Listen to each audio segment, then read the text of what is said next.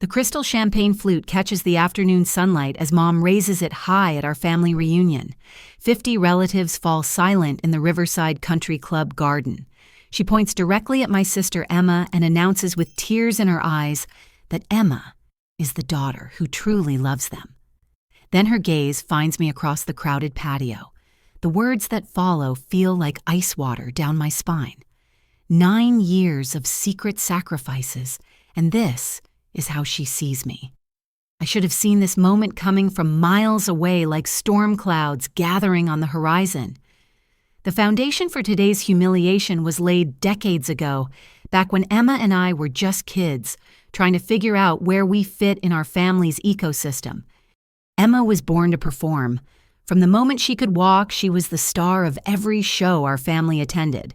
Dance recitals where she twirled in pink tutus while Mom beamed from the front row. Beauty pageants where she mastered the art of the fake smile and the practiced wave. Her report cards came home decorated with gold stars and smiley faces, immediately earning prime real estate on our refrigerator door. I was different. Where Emma sparkled, I observed. Where she demanded attention, I found comfort in quiet corners with my books. By high school, I was working part-time at the local bookstore, saving every penny, while Emma attended private SAT tutoring sessions that cost more than I made in a month. The day my acceptance letter arrived from State University changed nothing. I remember running into the kitchen envelope trembling in my 17-year-old hands, full scholarship letter spread across the counter like a winning lottery ticket. Mom glanced at it briefly, patted my shoulder absently, and said, "Emma deserved something like that more because she tried harder." The words burrowed under my skin like splinters I'd spend years trying to dig out. College became my escape route. 4 years of accounting classes, internships, late nights studying in the library while my roommates partied. I graduated summa cum laude, landed a job at Peterson Financial Services, and thought maybe now I'd earned my place at the family table. I was 23 when everything shifted. Dad had asked me to grab his jacket from his truck while he grilled burgers at Emma's college graduation party. That's when I saw them 3 foreclosure notices wedged between his seat cushions, red lettering screaming warnings about missed payments. My stomach dropped to my feet. Later that night, after everyone had gone home and Emma's graduation gifts were piled high in the living room, I cornered Dad in the garage. His hands shook as he explained how the construction business had been hemorrhaging money. The housing crisis hit them hard.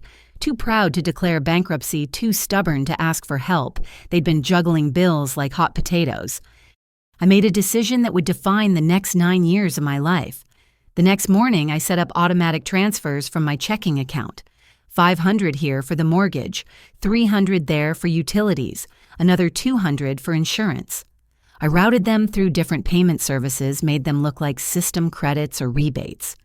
I knew their pride would never accept direct help from their youngest daughter. The secret grew heavier each month. I furnished my studio apartment with thrift store finds while ensuring my parents kept their home. I packed lunches of ramen noodles and peanut butter sandwiches while they ate pot roast and fresh vegetables bought with grocery money that mysteriously appeared in Mom's account. Then came the announcement that would test my resolve like nothing before. Emma burst through their front door on a Sunday afternoon diamond ring, catching light like a disco ball. She'd been dating Bradley Whitmore for 6 months. Son of a commercial real estate developer, drove a Mercedes, had that kind of confident smile that came from never worrying about money. "We're getting married," Emma squealed, and Mom immediately started crying happy tears. Within minutes, they were deep in wedding planning mode. Country club receptions, designer dresses, flowers flown in from Ecuador. I sat on the worn couch, mental calculator, tallying numbers that would crush what remained of my parents' finances. "We'll make it work," Mom said, eyes shining with determination. "Our baby girl deserves the perfect wedding." That night, I increased my automatic payments. My savings account dwindled as their wedding fund grew. Emma had no idea her fairy tale was being subsidized by the sister she barely acknowledged, the one who lived across town, but might as well have been invisible. The twist of the knife came 3 weeks later when I overheard Emma on the phone with her best friend. "Bradley's family is being so generous with the wedding. They're basically paying for everything because they know my parents are struggling. Isn't that sweet? She was taking credit for money that didn't exist, for generosity that wasn't theirs to give, while I sat at my desk past midnight doing freelance bookkeeping to make ends meet. But I swallowed the bitter pill and kept my silence. After all, that's what invisible daughters do best. 3 years slipped through my fingers like water each month, marked by the automatic deductions that had become as routine as breathing. My studio apartment on Maple Street was 400 square feet of carefully managed space. The Murphy bed creaked when I pulled it down each night, and the kitchen was so small I could touch both walls with my arms spread. But it was mine, or at least it was rented in my name while most of my salary flowed elsewhere. My Honda Civic had crossed the 15-year mark, its paint fading from navy to a color I called tired blue. The check engine light had become a permanent fixture on my dashboard, an amber reminder of repairs I couldn't afford. Meanwhile, I'd scroll through Emma's Instagram feed during my lunch breaks, watching her pose next to her new BMW hashtags, like blessed and grateful decorating posts about designer handbags Mom had gifted her. What Emma didn't know, what none of them knew, was that those gifts came from credit cards I was quietly paying off. Mom would max them out on Emma's essentials, and the statements would arrive at my parents' house like ticking time bombs. I'd intercept them during my weekly visits, pay them online from my phone while Mom made coffee in the kitchen. The refrigerator crisis happened on a Tuesday. Mom called me sobbing because the ancient Kenmore had finally given up, leaving puddles of defrosted ice cream on their kitchen floor. Dad was at a job site, she said, and didn't know yet. The panic in her voice over a dead appliance told me everything about their financial state. "Don't worry," I soothed. "Sometimes stores have those promotional giveaways. Let me check something." 2 hours later, a brand new stainless steel refrigerator was scheduled for delivery. I'd convinced the appliance store manager to say it was a customer appreciation random selection when they called. Mom never questioned her sudden good fortune.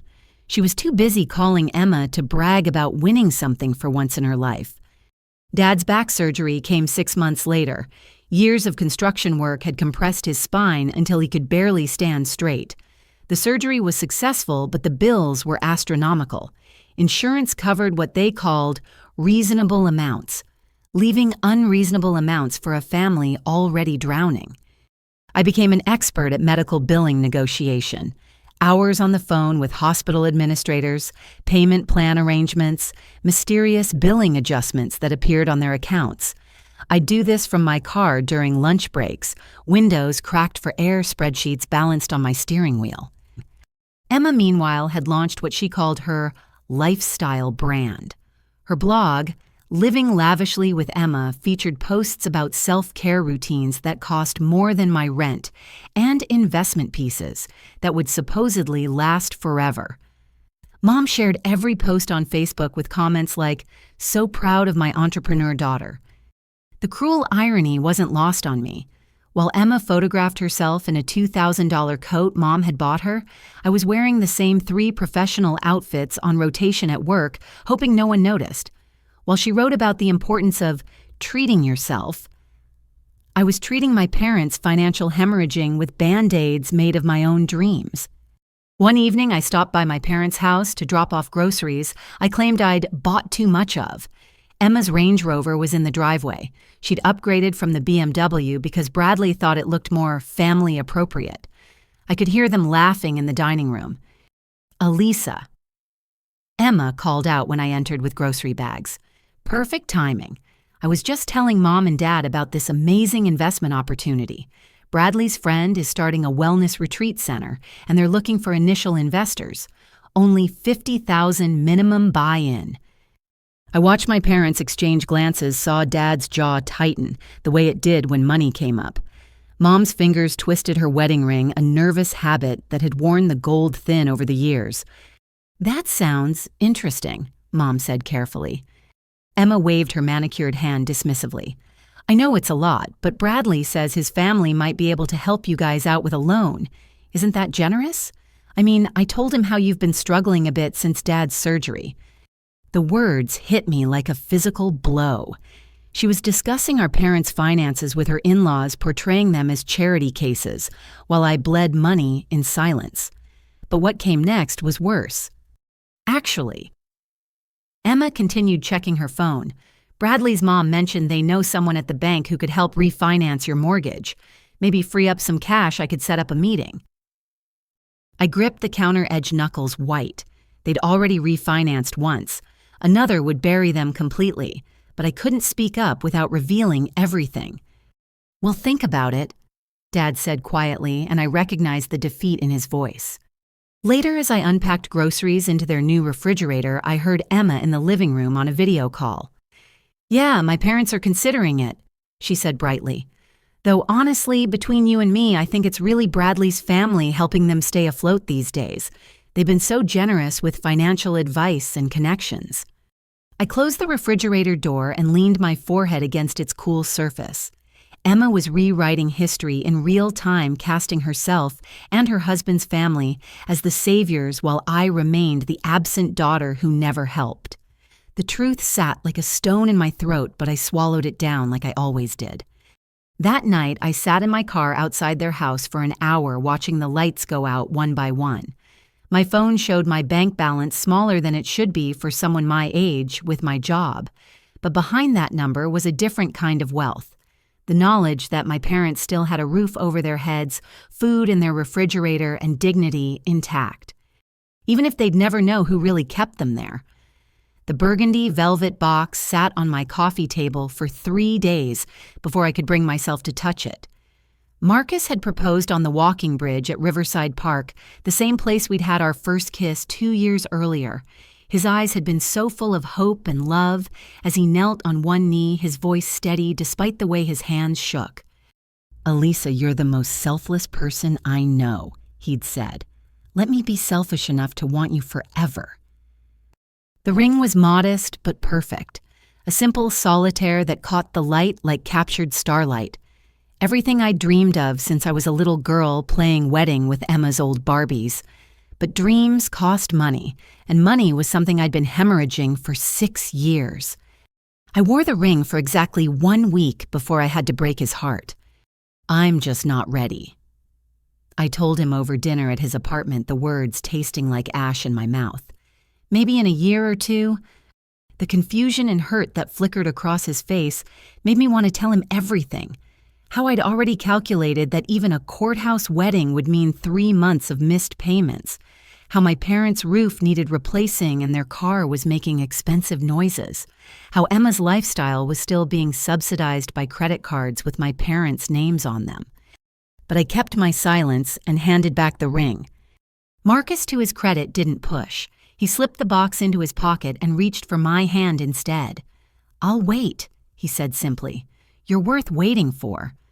Those words followed me home, echoing in my empty apartment, where I sat at my desk and reshuffled numbers that never added up in my favor.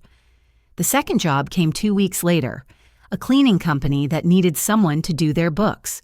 20 hours a week on top of my full-time position at Peterson Financial. My days blurred together. Office from 8 to 5, quick dinner of whatever was on sale at the grocery store, then bookkeeping until midnight. Weekends meant catching up on both jobs while fielding calls from Mom about Emma's pregnancy journey. "She's having such a hard time," Mom would sigh. Morning sickness all day long. We bought her one of those pregnancy pillows. Have you seen them? $200, but anything to help our baby girl be comfortable. I made appropriate sympathetic noises while calculating how much that pillow had really cost me. Everything had a double price tag now.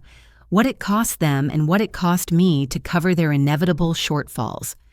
The first sign of my body's rebellion came on a Wednesday. I stood up from my desk at work and the world tilted sideways. My assistant Janet caught my arm as I swayed. "Honey, when's the last time you ate?" she asked, motherly concern creasing her forehead. I couldn't remember. Monday, Tuesday. The days ran together like watercolors in rain. Marcus started noticing too. Date nights became interrogations disguised as concern. Why did I have dark circles under my eyes? Why did I keep canceling plans? Why did my hands shake when I reached for my coffee? "I'm fine." became my refrain, a two-word fortress I'd built around the truth. Then came the call that shattered my carefully maintained equilibrium. Mom's voice was bright with excitement. "Alisa, wonderful news. We're going to be able to help Emma and Bradley with their new house." My stomach dropped. "What?" "We took out a second mortgage. The bank approved us yesterday. Isn't that fantastic? Emma found this gorgeous colonial in Westfield, and they just needed a little help with the down payment. 20% is so much these days." I sat down hard on my office chair, phone pressed to my ear like a lifeline to a sinking ship. They'd borrowed against the house I'd been killing myself to save. For Emma. Always for Emma. How much, I managed to ask. "Oh, don't worry about the details. Your father handled everything. We can manage the payments just fine." But I knew better. I'd seen their finances. Without my help, they couldn't manage their existing bills, let alone double their mortgage payment. The math was crushing in its simplicity. I'd need to find another $1,000 a month or watch them lose everything. That night, I called in sick to my second job and lay on my bathroom floor, cool tiles against my burning cheek. My body was screaming what my voice couldn't enough, but there was no enough when it came to family, no limit to what a good daughter should sacrifice. Marcus found me there at midnight when he used his spare key to check on me after I didn't answer his calls. "Jesus, Alisa," he breathed, kneeling beside me. "What's happening to you?" "Just tired," I mumbled, letting him help me to bed. He stayed that night holding me while I pretended to sleep. I could feel him studying me in the darkness, trying to solve the puzzle I'd become. But some puzzles were meant to stay in pieces, especially when putting them together would reveal a picture too painful to share. The next morning he made breakfast, eggs and toast that tasted like sawdust in my mouth. "We need to talk," he said gently. "About what?" I pushed food around my plate, avoiding his eyes. "About whatever's eating you alive. You're disappearing, Alisa. Right in front of me, you're fading away, and I don't know how to help if you won't let me in." The weight of his love pressed against the walls I'd built. For one moment, I almost cracked. Almost told him about the thousands of dollars, the secret payments, the way I was drowning so my family could float. Instead, I smiled and lied. "It's just work stress. Year-end reports. It'll calm down soon." He didn't believe me. I could see it in the way his jaw tightened, the way his fingers drummed against the table. But he nodded and changed the subject, and I added his disappointment to the growing pile of things I carried. 2 weeks later, my body made the decision my mind couldn't. The collapse happened at 3 p.m, right in the middle of a meeting about quarterly projections. One moment I was pointing at a spreadsheet, the next I was on the floor, fluorescent lights spinning above me like disco balls from hell. I woke up in the hospital with an IV in my arm and Marcus in the chair beside my bed. His face was a map of worry lines I'd never noticed before. "Exhaustion and dehydration," he said before I could ask. "The doctor wants to run more tests, something about your cortisol levels being through the roof." I closed my eyes, already calculating how much this would cost. Hospital bills on top of everything else. Maybe I could negotiate a payment plan, spread it out over months. "I called your parents," Marcus added quietly. My eyes snapped open. "What?" "You're in the hospital, Alisa. Of course I called them." But they hadn't come. I could see it in his face, the careful way he wasn't meeting my eyes. They hadn't come because Emma needed them more. Emma always needed them more. "The nurse who called said Emma answered," he continued. "She said you were probably being dramatic." The words hung between us like a sword waiting to fall. Marcus's hands clenched and unclenched in his lap, and I recognized the anger he was trying to contain. "It's fine," I said, the familiar lie rolling off my tongue. "It's not fine." The explosion came suddenly, Marcus on his feet, pacing the small room. "Nothing about this is fine. You're killing yourself, and for what? For people who can't even be bothered to visit when you're in the hospital." "You don't understand," I whispered. "Then help me understand." He whirled to face me, tears in his eyes. "Please, Alisa, whatever this is, we can face it together, but you have to let me in." I looked at him, really looked at him. This good man who loved me, who wanted to build a future with me, who deserved so much more than the hollow shell I was becoming. And for the second time in a month, I broke his heart. "I can't," I said simply. "I just can't." He stood there for a long moment, shoulders sagging under the weight of my rejection. Then he nodded, kissed my forehead gently, and walked out of the room. I spent 2 nights in the hospital tubes feeding me the nutrition I'd been denying myself. Mom finally called on the second day, full of apologies about not visiting. "Emma's having such terrible morning sickness," she explained. "We've been taking shifts staying with her. Bradley's working such long hours, you know. But we're thinking of you, sweetie. Get well soon." After I hung up, I lay in the sterile bed and stared at the ceiling. The nurse came in to check my IV, a middle-aged woman with kind eyes and gentle hands. "Boyfriend seems nice," she commented, adjusting my blanket. "He was here all night that first night, only left when visiting hours ended." "Yeah," I agreed softly. "He's wonderful. Don't see that kind of dedication much these days," she continued. "Man who sits by your bed all night is a keeper." I thought about Marcus in that uncomfortable chair watching me sleep, probably trying to understand why I was destroying myself. A keeper. If only I could afford to keep him. "Sometimes," the nurse said, seeming to read my thoughts, "we get so caught up taking care of everyone else we forget we deserve care too." She patted my hand and left, but her words stayed. I deserved care. It was such a foreign concept, I tested it out like a new language. I deserve care. I deserve love. I deserve to not carry everyone else's burdens alone. But deserving and receiving were 2 different things, and I'd been taught long ago which category I fell into. When I was discharged, Marcus was there to drive me home. We rode in silence, the space between us, filled with everything I couldn't say. At my apartment, he helped me inside, made sure I had food in the refrigerator, and then stood by the door like he was memorizing my face. "I'm not giving up on us," he said finally, "but I can't watch you destroy yourself either. When you're ready to tell me what's really going on, I'll be here. But Alisa, please don't wait too long. We're both running out of time." After he left, I sat on my couch and opened my laptop. The bills were waiting as always. The second mortgage payment was due. The credit cards Emma had maxed out buying baby furniture needed attention. The electricity bill for my parents' house blinked urgently. I pulled out my calculator and got to work. My body might be screaming for rest. My relationship might be crumbling. My health might be failing. But the numbers didn't care about any of that. The burden had grown too heavy to carry, but I didn't know how to put it down. So I did what I always did. I made the payments, updated the spreadsheets, and pretended tomorrow would somehow be different, even though we all knew it wouldn't be. Thanksgiving arrived dressed in unseasonably warm weather, the kind that made Mom fret about her turkey drying out, and Emma complain about her pregnancy making her extra sensitive to heat. I stood in my parents' driveway holding a green bean casserole I'd made from scratch and gathering courage like armor for the battle ahead. Marcus beside me, his hand warm on my lower back. We'd been rebuilding slowly since my hospital stay 2 months ago. I still hadn't told him the full truth, but I'd stopped taking the second job and started eating regular meals. Small victories in a war I was still losing. "Ready?" he asked, pressing a kiss to my temple. "As ready as anyone can be for Thompson family Thanksgiving," I replied, attempting lightness. The front door swung open before we could knock. Mom stood there in her holiday apron, the one with turkeys wearing pilgrim hats that she'd had since I was 10. Her face lit up seeing us, then immediately shifted focus past us to the driveway. "Oh, good, you're here. Emma just texted that she's 5 minutes away.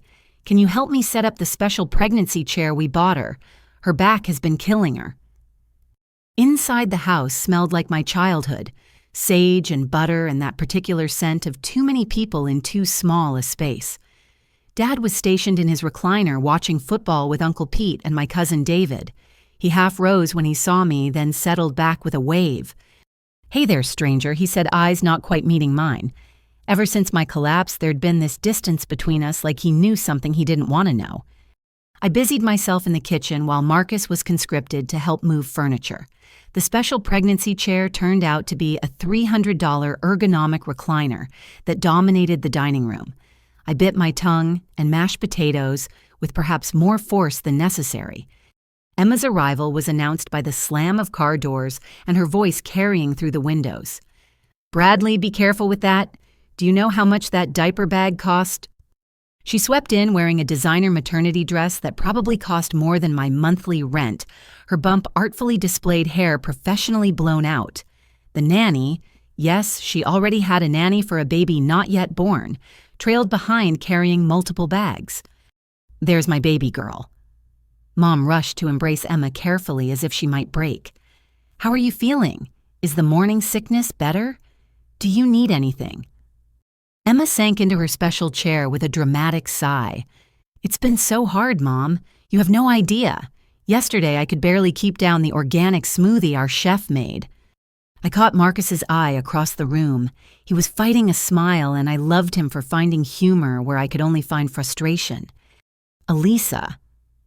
Emma finally acknowledged me. "You look tired. Are you still working at that little accounting firm?" "Peterson Financial, yes. Same place for 8 years now." "How nice," she said in a tone that suggested it was anything but. Stability is so important for some people. Dinner was served on Mom's best china, the set she'd been collecting piece by piece since before I was born. Emma held court from her throne-like chair, regaling us with stories about their new Tesla, the nursery designer they'd hired, and the baby moon they were planning to Fiji. "Bradley's been so generous," she cooed, rubbing her bump. "He says nothing's too good for his little princess." "You don't know it's a girl yet," I pointed out, passing the gravy. Emma shot me a look. "Mother's intuition. Plus we're doing the early genetic testing next week, the one that costs $4,000, but tells you everything." I watched Dad's jaw tighten at the casual mention of such an astronomical sum.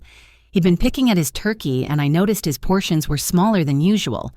Mom, too, seemed to be eating less, pushing food around her plate while hanging on Emma's every word.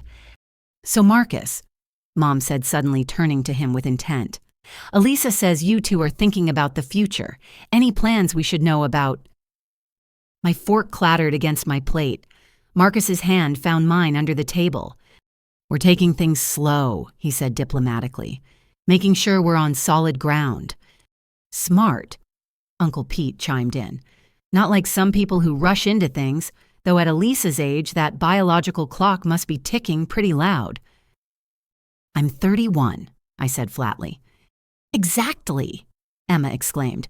"I mean, I'm 28 and already feeling like I waited too long.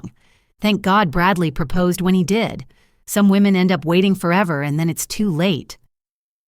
She looked pointedly at my bare ring finger, the finger that had worn Marcus's ring for exactly 1 week before I'd had to give it back. "Actually," Marcus said, his voice carrying an edge I rarely heard, "Alisa and I have discussed marriage. The timing just hasn't been right." Mom laughed, the sound tinkling and false.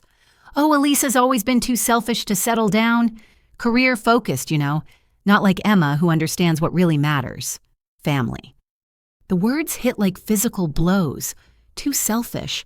As if the past 9 years hadn't happened. As if I hadn't bled myself dry keeping this family afloat while being labeled the absent one, the cold one, the one who didn't care. "Excuse me," I managed, standing abruptly. "I need to use the bathroom." I locked myself in the small powder room and gripped the sink edge until my knuckles went white. In the mirror, my face looked pale and drawn, the stress of keeping this secret eating me from the inside out. I could hear them laughing in the dining room, Emma's voice rising above the rest as she told another story about her perfect life. When I finally returned, the conversation had shifted to Emma's business ventures. "The boutique is just a minor setback," she was saying. "Bradley's friend has this amazing opportunity with a wellness retreat center. We're thinking of investing." "That sounds risky," Dad said carefully. Emma waved dismissively.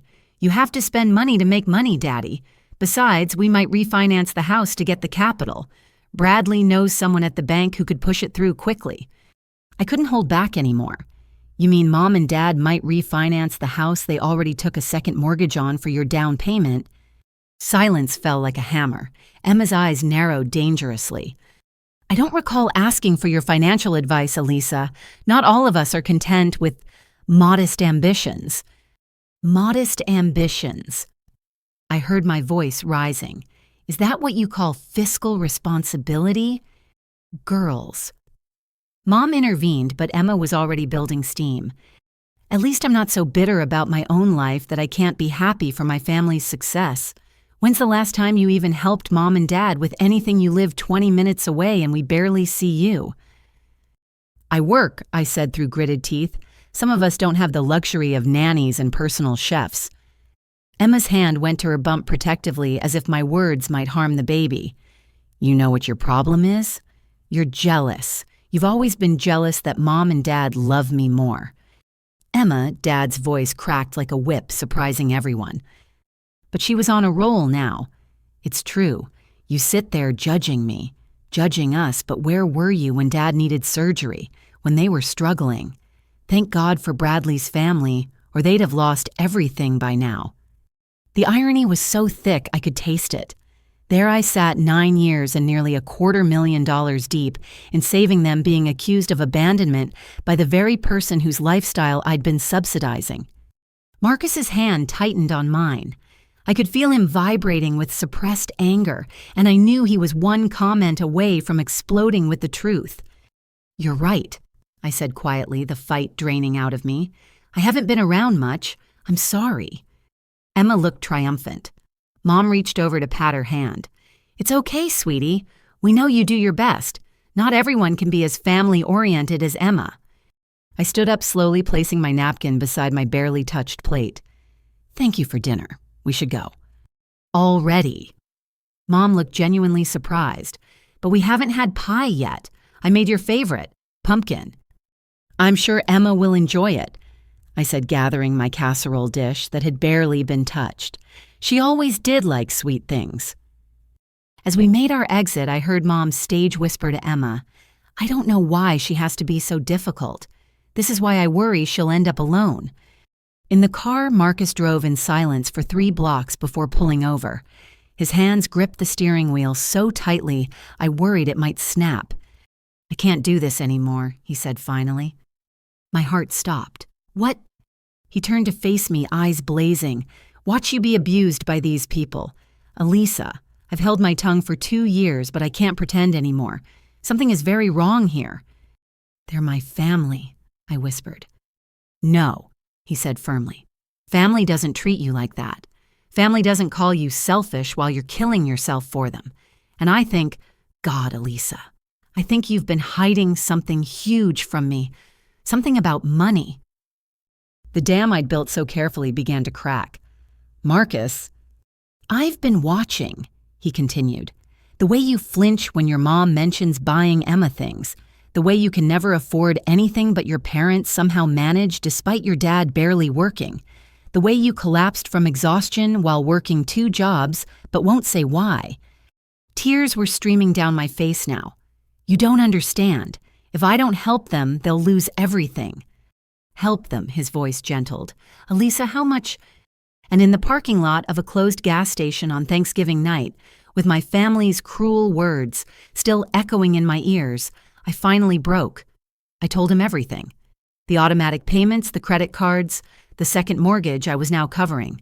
The $250,000 over 9 years that had bought me nothing but invisibility and scorn. Marcus listened in stunned silence. When I finished, he pulled me into his arms and held me while I sobbed out 9 years of suppressed pain. We're going to fix this, he murmured into my hair. I don't know how yet, but we're going to fix this. You're not alone anymore. She was right, though. I hiccuped against his chest. They do love her more. He pulled back to look at me, his face fierce with protective anger. Then they're fools, and their favoritism is going to cost them the only daughter actually worth a damn. We drove home in silence, but it was different now.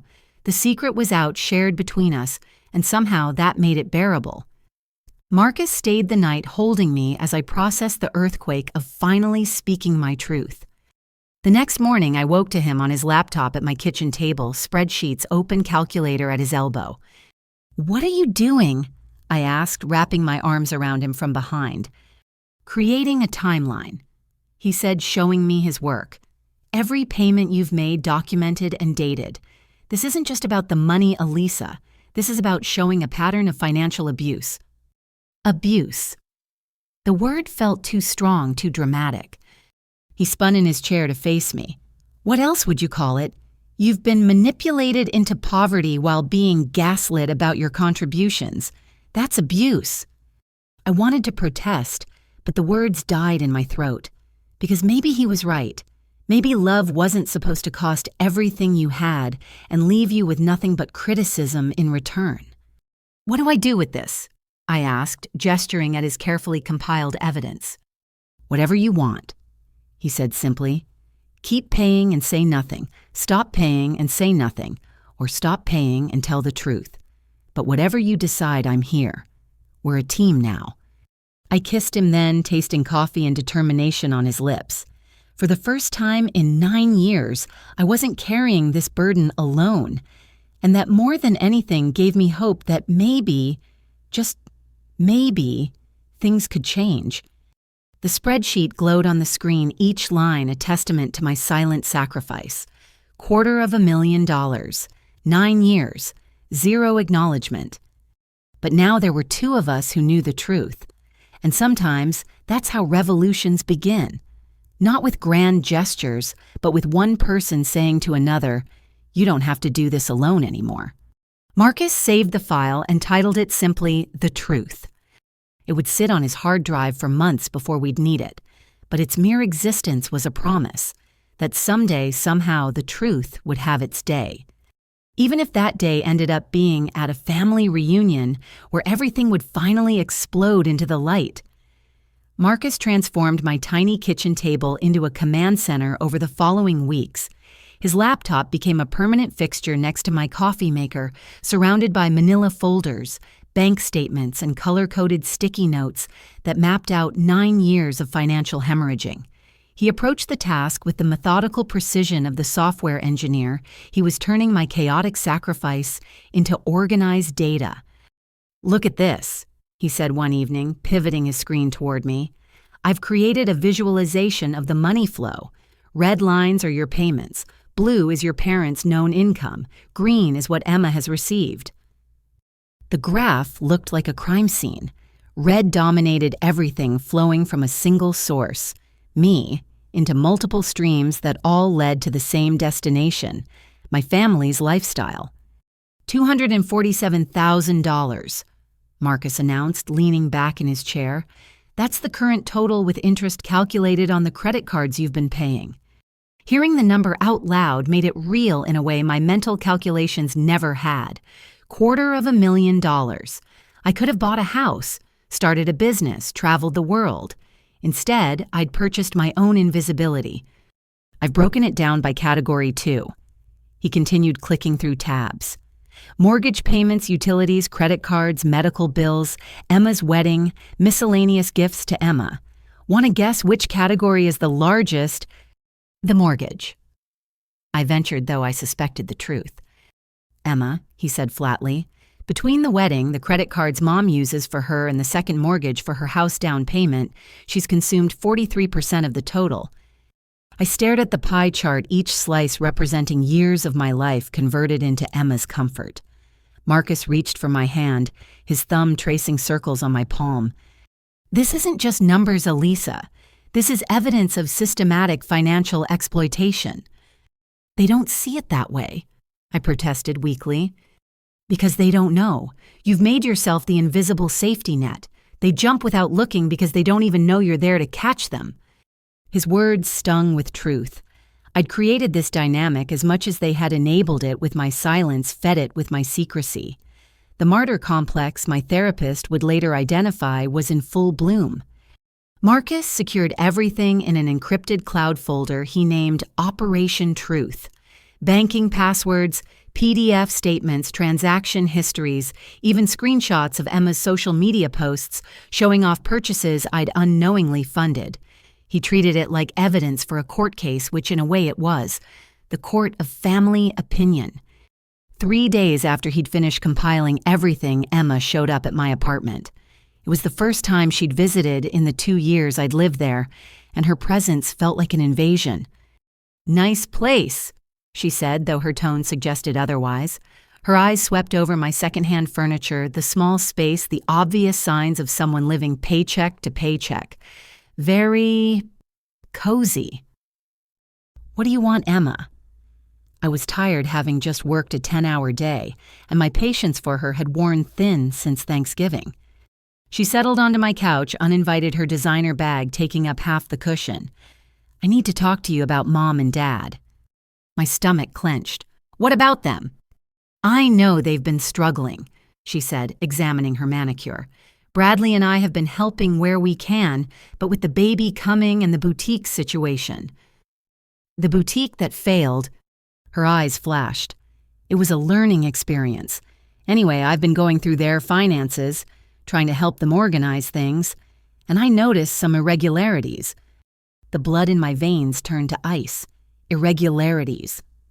"Deposits," she said slowly, watching my face. "Regular ones, from various payment services, almost like someone was helping them without their knowledge." I kept my expression neutral through sheer force of will. "Maybe they have investments you don't know about." Emma laughed, the sound sharp and knowing.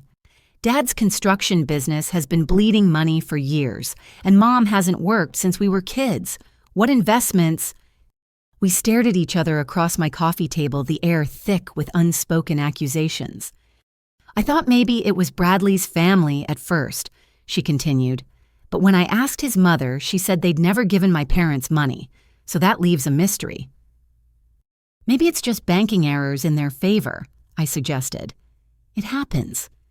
For 9 years, Emma's smile was predatory now, consistently always just enough to cover their major bills. She knew. Somehow she'd figured it out, or at least figured out enough to be dangerous. "What do you want, Emma?" I repeated, exhaustion seeping into my voice. She leaned forward, her voice dropping to a whisper. "I want you to admit you have money. I know you do. All this poor act living in this tiny apartment driving that ancient car. It's just that, isn't it? An act?" The accusation was so far from the truth I almost laughed. "You think I'm secretly rich?" "You must be," she insisted. "There's no other explanation. And if you've been hiding money while Mom and Dad struggle while I've had to ask my in-laws for help, well, that would be pretty selfish, wouldn't it?" The irony was suffocating. She'd taken credit for support that didn't exist, while I'd provided support she now wanted to claim I was selfishly withholding. "I think you should leave," I said quietly. Emma stood smoothing her dress. "Fine, but Alisa, I'm going to find out what you're hiding, and when I do, the whole family is going to know exactly what kind of person you really are." After she left, I called Marcus immediately. He came over with Thai food and his laptop pulling up our documented evidence. "She's getting close," I said, pushing pad Thai around my plate. "What if she tells Mom and Dad?" "Would that be the worst thing?" Marcus asked gently. "At least then they'd know the truth." "She'll twist it," I said with certainty. "Make it seem like I was trying to control them or buy their love or make them dependent on me. She'll find a way to make herself the victim and me the villain. She always does." Marcus was quiet for a moment, then pulled up a new document. "I found something else while I was researching. Emma's boutique. It didn't just fail. There are 3 lawsuits pending from vendors she never paid, and Bradley's business. It's been in trouble for months. His family cut them off financially 6 weeks ago." I stared at him. "How do you know this?" "Public records for the lawsuits, and Bradley's mother is on the board of my company. Office gossip travels." He paused. "Alisa, I think Emma's not just snooping. She's desperate. If she can't get money from his family anymore, she needs a new source," I finished. "And she thinks I'm hiding wealth that rightfully belongs to the family, to her." The pieces clicked together with sickening clarity. Emma's visit wasn't about concern for our parents. It was a fishing expedition trying to find a new well to tap. "What do I do?" I asked, feeling trapped between revelation and continued exploitation. Marcus closed his laptop and pulled me against him. "First, you breathe. Second, we prepare for whatever she's planning. And third, you start thinking about what you want. Not what they need, not what would keep peace, but what you actually want." What I wanted seemed impossibly simple and impossibly complex. I wanted acknowledgement. I wanted gratitude. I wanted to stop being the invisible daughter whose sacrifices were erased, even as they were consumed. But most of all, I wanted to stop. "I can't keep doing this," I whispered into Marcus's chest. "I can't keep bleeding myself dry for people who don't even see me." "Then don't," he said simply. "Stop the payments, see what happens." The thought terrified me. 9 years of conditioning screamed that their failures would be my fault. But Dr. Reeves, the therapist I'd soon start seeing, would have a different word for it: boundaries. That night, I made a decision, not to expose everything not yet, but to start protecting myself. I reduced the automatic payments by half, keeping just enough flowing to prevent immediate disaster while beginning to reclaim my own life. It was a small act of rebellion, but it felt monumental. The invisible daughter was starting to become visible, even if only to herself. Emma's threats hung in the air like storm clouds, but for the first time I had my own ammunition. Marcus's carefully compiled evidence was more than numbers and dates. It was proof that I existed, that I mattered, that my sacrifices were real, even if they'd been unseen. The war Emma thought she was starting was actually one I'd been fighting alone for 9 years. But now I had an ally documentation and the dawning realization that maybe, just maybe, I deserved to win. February arrived with ice storms that turned the city into a crystal palace of dangerous beauty. I was scraping frost off my windshield, already running late for work, when my phone rang. The number was unfamiliar, but the voice that greeted me when I answered sent my heart plummeting. "Is this Alisa Thompson? This is St. Mary's Hospital. Your father has been brought in with a cardiac event. You're listed as his emergency contact." The ice scraper fell from my numb fingers, clattering on the frozen pavement. How bad is it?" "He's stable now, but he's being prepped for emergency surgery. How quickly can you get here?" I don't remember the drive, only that somehow I made it without sliding off the icy roads. The hospital lobby smelled of industrial disinfectant and fear. I found Dad in the cardiac unit, looking smaller than I'd ever seen him against the white sheets, machines beeping an electronic symphony around him. "Hey, kiddo," he whispered, attempting a smile that didn't reach his eyes. "Sorry about the fuss." "Don't you dare apologize," I said, gripping his hand. "What happened?" "Chest pains at the job site.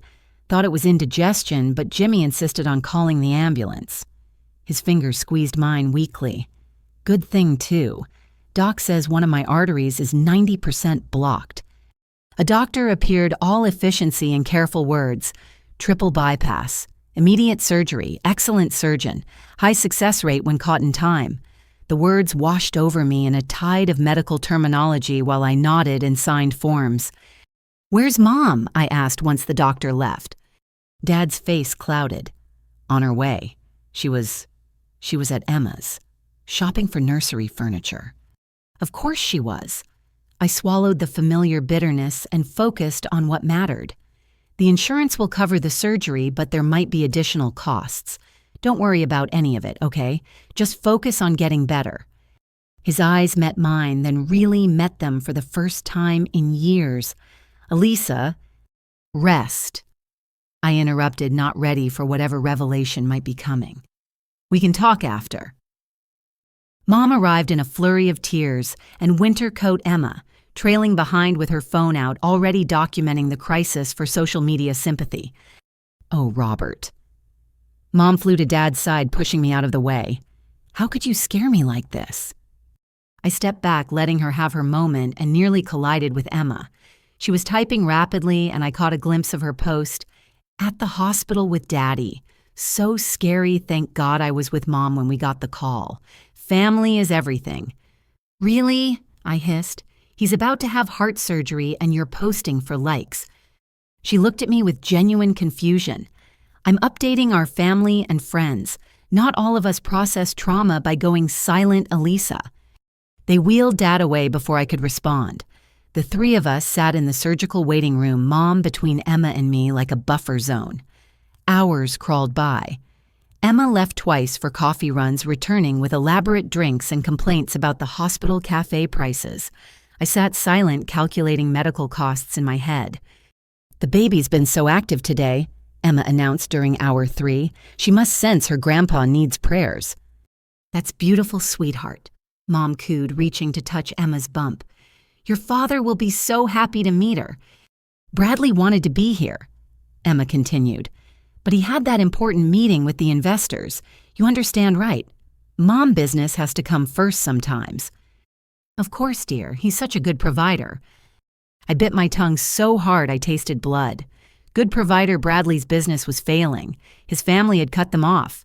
Emma was living on credit and lies while I sat there mentally calculating how to cover Dad's deductible without depleting my meager emergency fund. The surgeon finally appeared after 5 hours still in scrubs. The surgery went perfectly. He's a fighter. With proper recovery and cardiac rehab, he should make a full recovery. The relief nearly knocked me off my feet. Mom sobbed into Emma's shoulder while I peppered the surgeon with questions about recovery time, rehabilitation needs, follow-up care. Someone had to be practical. "Can we see him?" Mom asked. "He'll be in recovery for a few hours, then move to cardiac ICU, one visitor at a time once he's settled." "Emma should go first," Mom decided immediately. "She needs to rest being pregnant and all. This stress can't be good for the baby."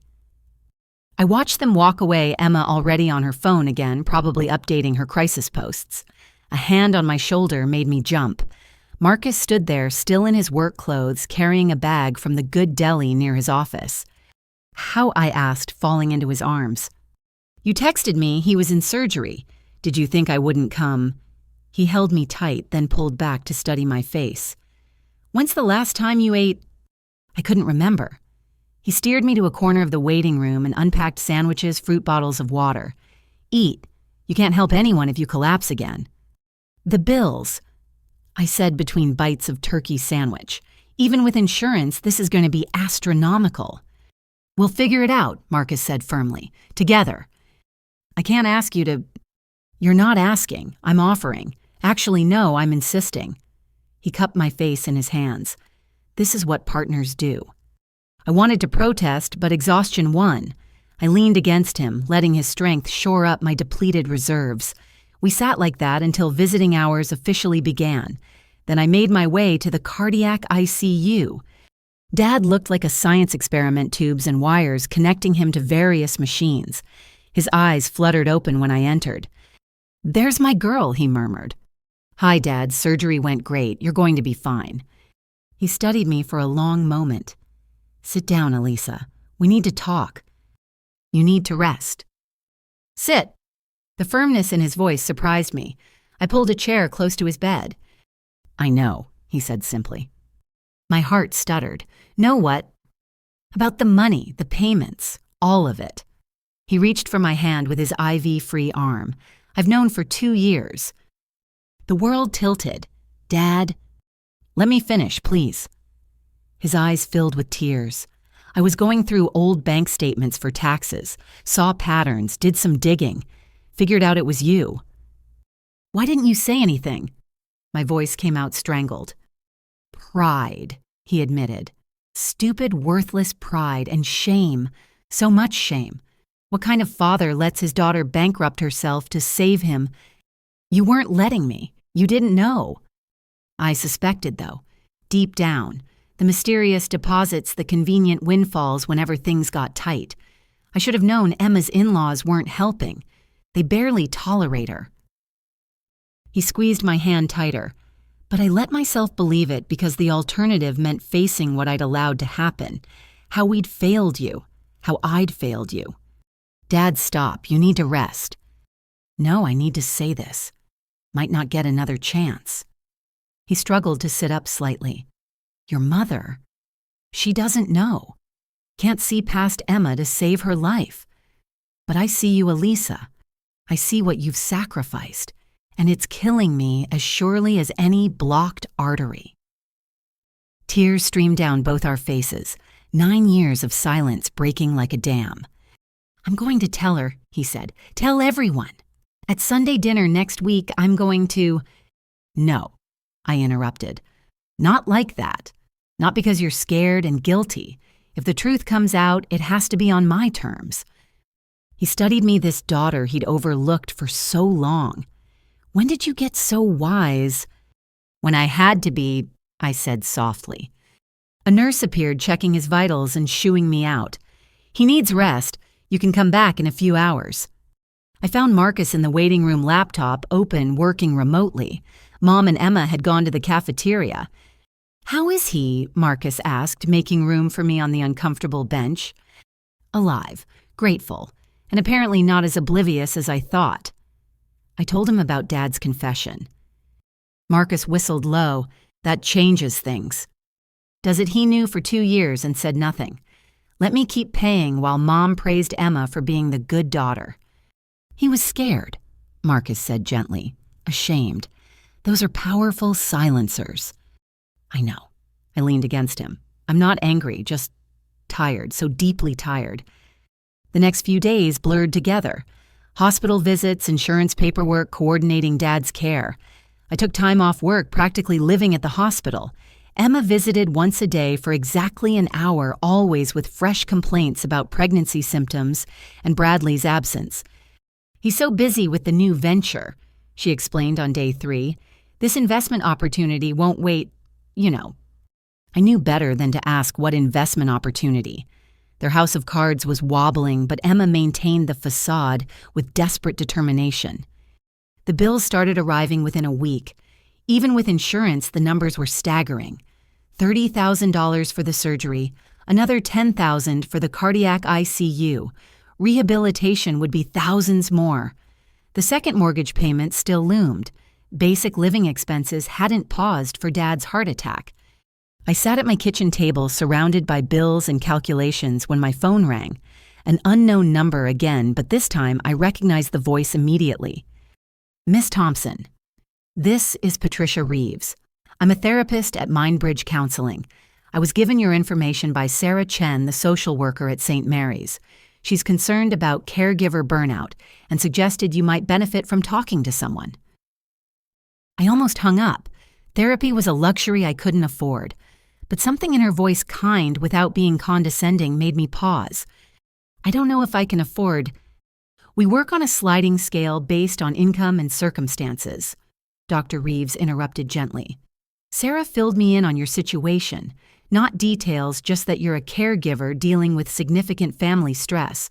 Would you be willing to come in for an initial consultation, no charge for the first visit?" Maybe it was exhaustion. Maybe it was the weight of Dad's confession. Maybe it was the simple kindness of a stranger offering help. Whatever the reason, I found myself agreeing. "How's Thursday at 4?" she asked. "I'll be there, Arth." I promised having no idea that this single decision would begin unraveling 9 years of destructive patterns. That night, I sat by Dad's bedside while he slept. The cardiac monitor beeped steadily, a metronome of survival. I'd saved him financially at least. But at what cost to myself? And how many more times could I pull off this magic trick before there was nothing left of me to give? "I see you, Alisa," he'd said.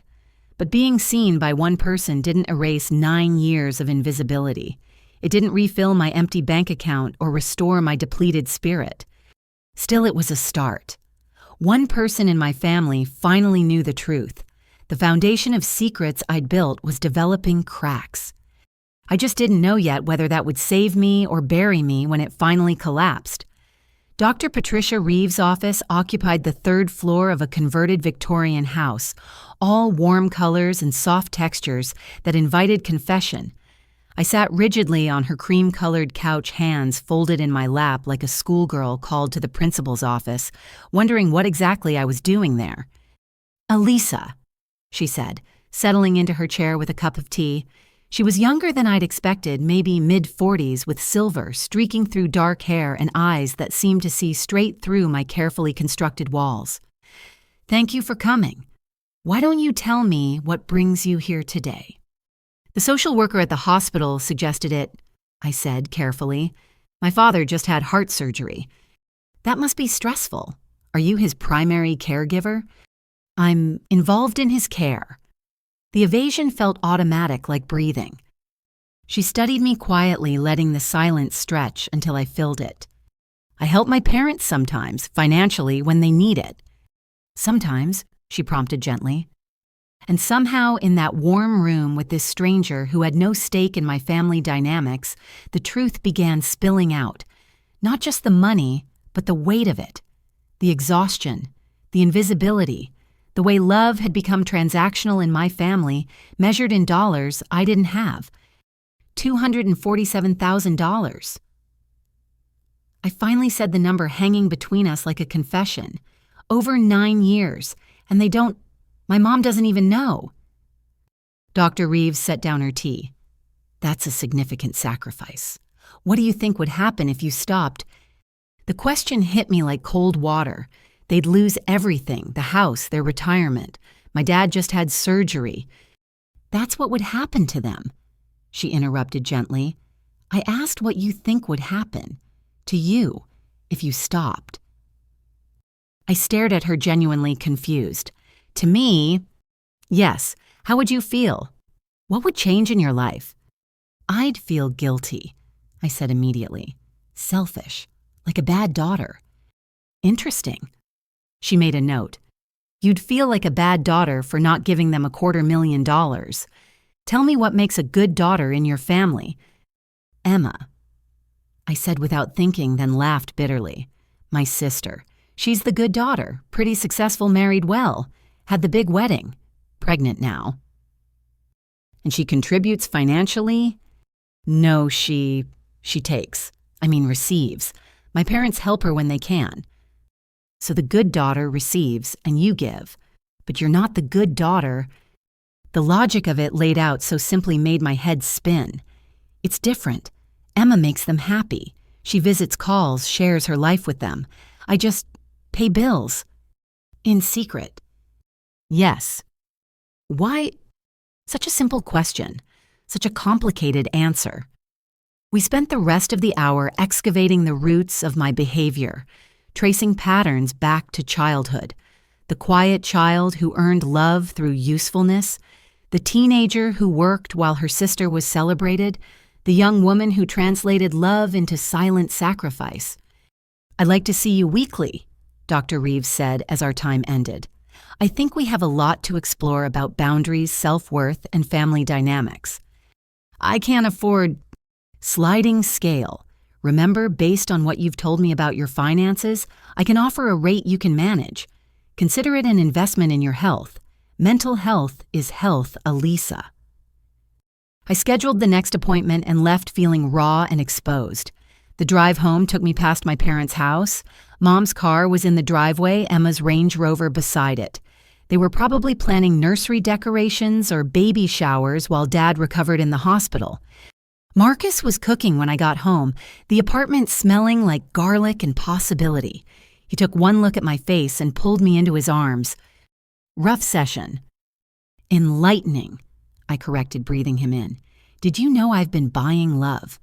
Apparently I've set up a whole economy where I pay for the privilege of being ignored." He pulled back to look at me. "Is that what the therapist said?" "No, that's what I heard when she started connecting dots." I moved to the couch, suddenly exhausted. She asked what would happen if I stopped. To me, not to them. I couldn't answer. Marcus brought me a glass of wine and sat beside me. "What do you think would happen?" "I don't know. Maybe I'd find out if they love me at all or just what I provide." "That's a scary question." "Terrifying," I agreed. We sat in comfortable silence while dinner simmered. Then Marcus said quietly, "I love you. Not what you provide, not what you sacrifice, just you. I need you to know that." Tears pricked my eyes. "I know." Do you Because sometimes I think you're so used to being unseen that you can't believe someone actually sees you. He was right. Dr. Reeves would later call it learned invisibility, a protective mechanism that had outlived its usefulness. But that night, I just let Marcus hold me while I considered the possibility that I might be worth loving without conditions. My second therapy session came 3 days after Dad was released from the hospital. I'd spent the morning coordinating his home care, arguing with insurance companies, and deflecting Mom's suggestions that Emma was too stressed to help. "Tell me about your week," Dr. Reeves began. I outlined the medical logistics, the financial juggling, the way I'd automatically stepped into the caregiver role, while Emma posted hospital selfies for sympathy. "You sound angry," she observed. "I'm not angry, I'm just tired." Those aren't mutually exclusive. You can be both tired and angry. In fact, exhaustion often masks deeper emotions we're not ready to face. Fine, maybe I'm a little frustrated with Emma, my mom, the whole situation. I paused. Myself. Why yourself? Because I can't stop. Even knowing what I know, even with my dad finally acknowledging it, I'm still paying their bills, still enabling this dysfunction. Change is hard, Dr. Reeves said, especially when the patterns are decades old. What would need to happen for you to feel safe enough to stop? I considered this. I'd need to know they wouldn't end up homeless, that Dad would get his medications, that they'd be okay. So your prerequisite for self-care is ensuring everyone else is taken care of first. When you put it like that, it sounds ridiculous. Does it sound like something you learned very young? We spent the session excavating childhood memories, the time I gave Emma my birthday money because she wanted a toy, the way Mom praised me for being so generous while Emma played with her new purchase, the pattern establishing itself before I even understood what patterns were. Children learn what love looks like from their parents, Dr. Reeves explained. You learned that love meant giving until it hurt, then giving more. Emma learned that love meant receiving without question. Neither is healthy, but yours is actively harmful to your well-being. Are you saying my parents don't love me? I'm saying they might not know how to love you in a way that doesn't hurt you.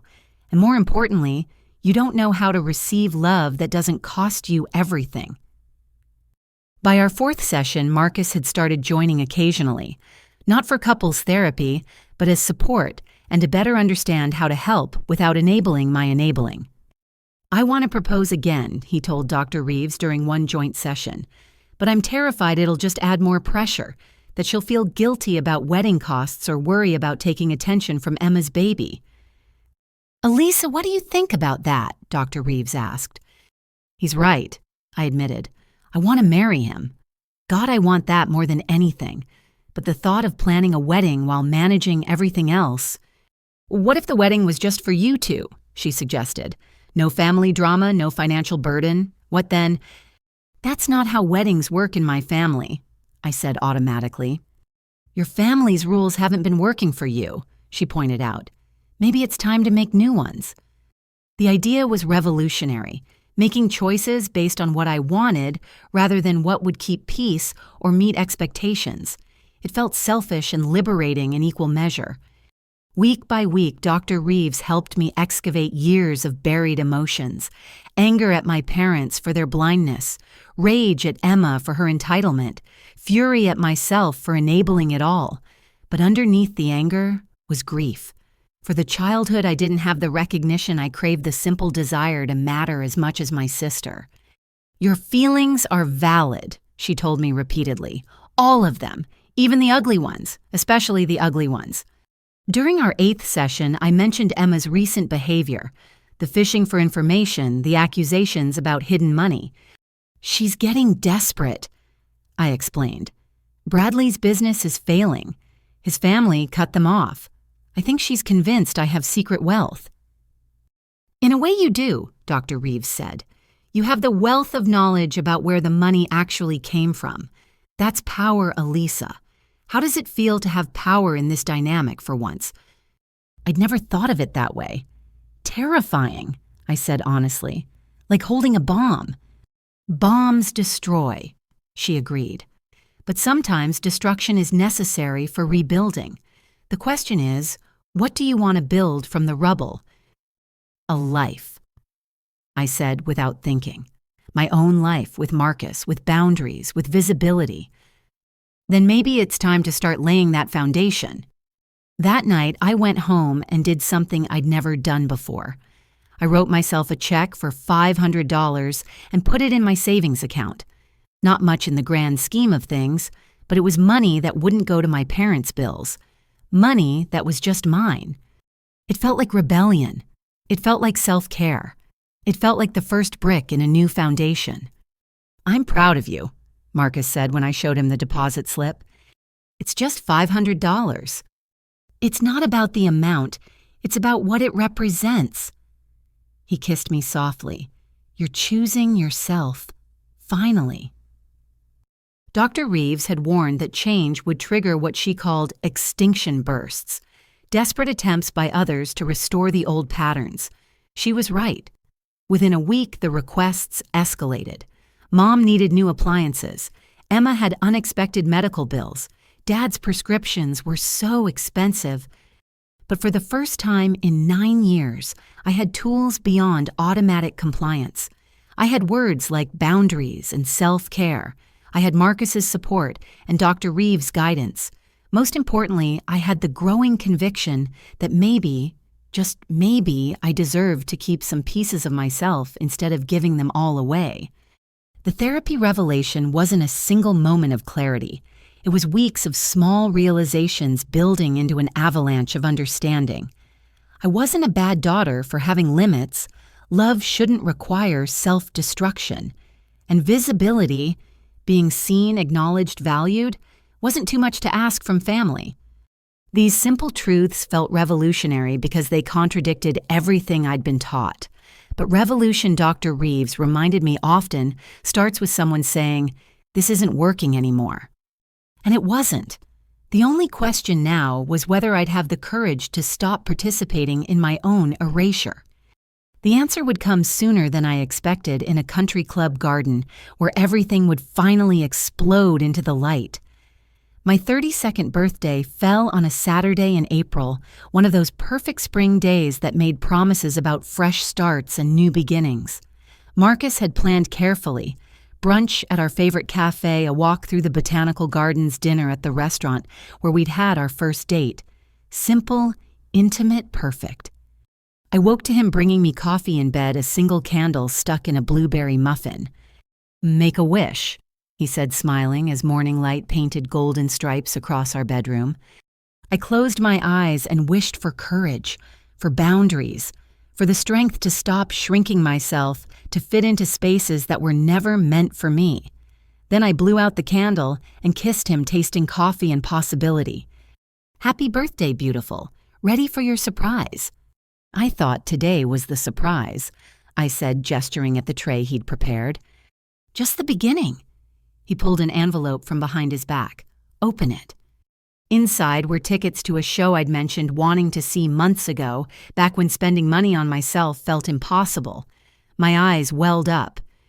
"Marcus, these must have cost—" "Stop," he said gently. "No calculating today, no guilt, just joy, okay?" I nodded, swallowing the automatic protests. Dr. Reeves had been working with me on receiving without immediately calculating the debt. It was harder than it sounded. We were getting ready to leave when my phone rang. Mom's ringtone, the one I'd set to Dancing Queen years ago when she was going through an ABBA phase and never changed. "Don't answer," Marcus suggested. "Whatever it is can wait." "But lifetime habits die hard," I picked up. "Oh, good, you're awake." Mom's voice was bright with excitement. "What time can you be at Emma's?" "Emma's, why would I?" "For the gender reveal party, of course, didn't you get the invitation? Emma said she sent it weeks ago." I hadn't received anything, which meant Emma hadn't sent anything. This was deliberate. "Mom, it's my birthday. Marcus and I have plans." Silence. Then, "Your birthday?" Oh dear. I completely forgot. "Well, can't you celebrate tomorrow? Emma's already set everything up, and you know how emotional she gets now with the pregnancy. Plus, Bradley's entire family is coming." It would look so bad if you weren't there. The familiar calculus began automatically. My wants versus family peace. My day versus Emma's expectations. Marcus watched my face, saw the internal struggle, and gently took the phone. "Hi, Mrs. Thompson. This is Marcus. Alisa won't be able to make it today. We have non-refundable reservations. I'm sure Emma will understand. Have a great party." He hung up before she could protest and turned my phone to silent. "But no," he said firmly. "Today is yours. Emma has had every other day. She doesn't get this one." An hour later, as we were enjoying eggs, Benedict, and mimosas, my phone lit up with texts. I made the mistake of looking. "Mom, I can't believe how selfish you're being. Your sister needs family support right now." "Emma, seriously, you're really going to miss finding out if you're having a niece or nephew because you want to go to brunch. Some aunt you'll be." "Mom again, Emma is crying. I hope you're happy." I showed Marcus, who read them with darkening eyes. "Do you know what's really happening here?" he asked. "They're proving Dr. Reeves right. Your birthday literally doesn't exist for them unless it serves Emma's needs." He was right. In their world, I was a supporting character whose personal milestones only mattered if they didn't conflict with Emma's spotlight. The realization hurt more than their forgetting. "Block them for today," Marcus suggested. "Just for today. Let yourself exist without their demands." So I did. I turned off my phone entirely and let myself have one perfect day. We browsed the botanical gardens, had lunch at a food truck, saw the show. For 24 hours, I wasn't anyone's invisible safety net. I was just a Lisa birthday girl loved by a good man who saw me as the main character in my own life. When I turned my phone back on Sunday morning, I had 37 missed calls. 22 from Mom, 15 from Emma. The voicemail started concerned and escalated to furious. "Call your mother," the first one said. By the 10th, "I don't know what's gotten into you lately, but this behavior is unacceptable." By the 20th, "Emma thinks you hate the baby. Is that what this is about, jealousy?" I deleted them all without listening to the rest, but I couldn't avoid them forever. Dad's cardiac rehab appointment was Monday, and I'd promised to drive him. When I arrived at my parents' house, the atmosphere was arctic. Mom answered the door with pursed lips and disappointed eyes. "Well," she said, "look who remembered she has a family." "Hi, Mom. Is Dad ready?" "He's in the living room, Alisa." Her voice shifted to the tone she'd used when I was young and had disappointed her. "What you did yesterday was cruel. Emma had a panic attack at her own gender reveal. In front of Bradley's family. What I did? I kept my voice level, channeling Dr. Reeves' coaching about not accepting blame for others' emotions. I celebrated my birthday, the birthday you forgot." "That's not the point," Mom's voice rose. "Family comes first, always. I thought we raised you better than this."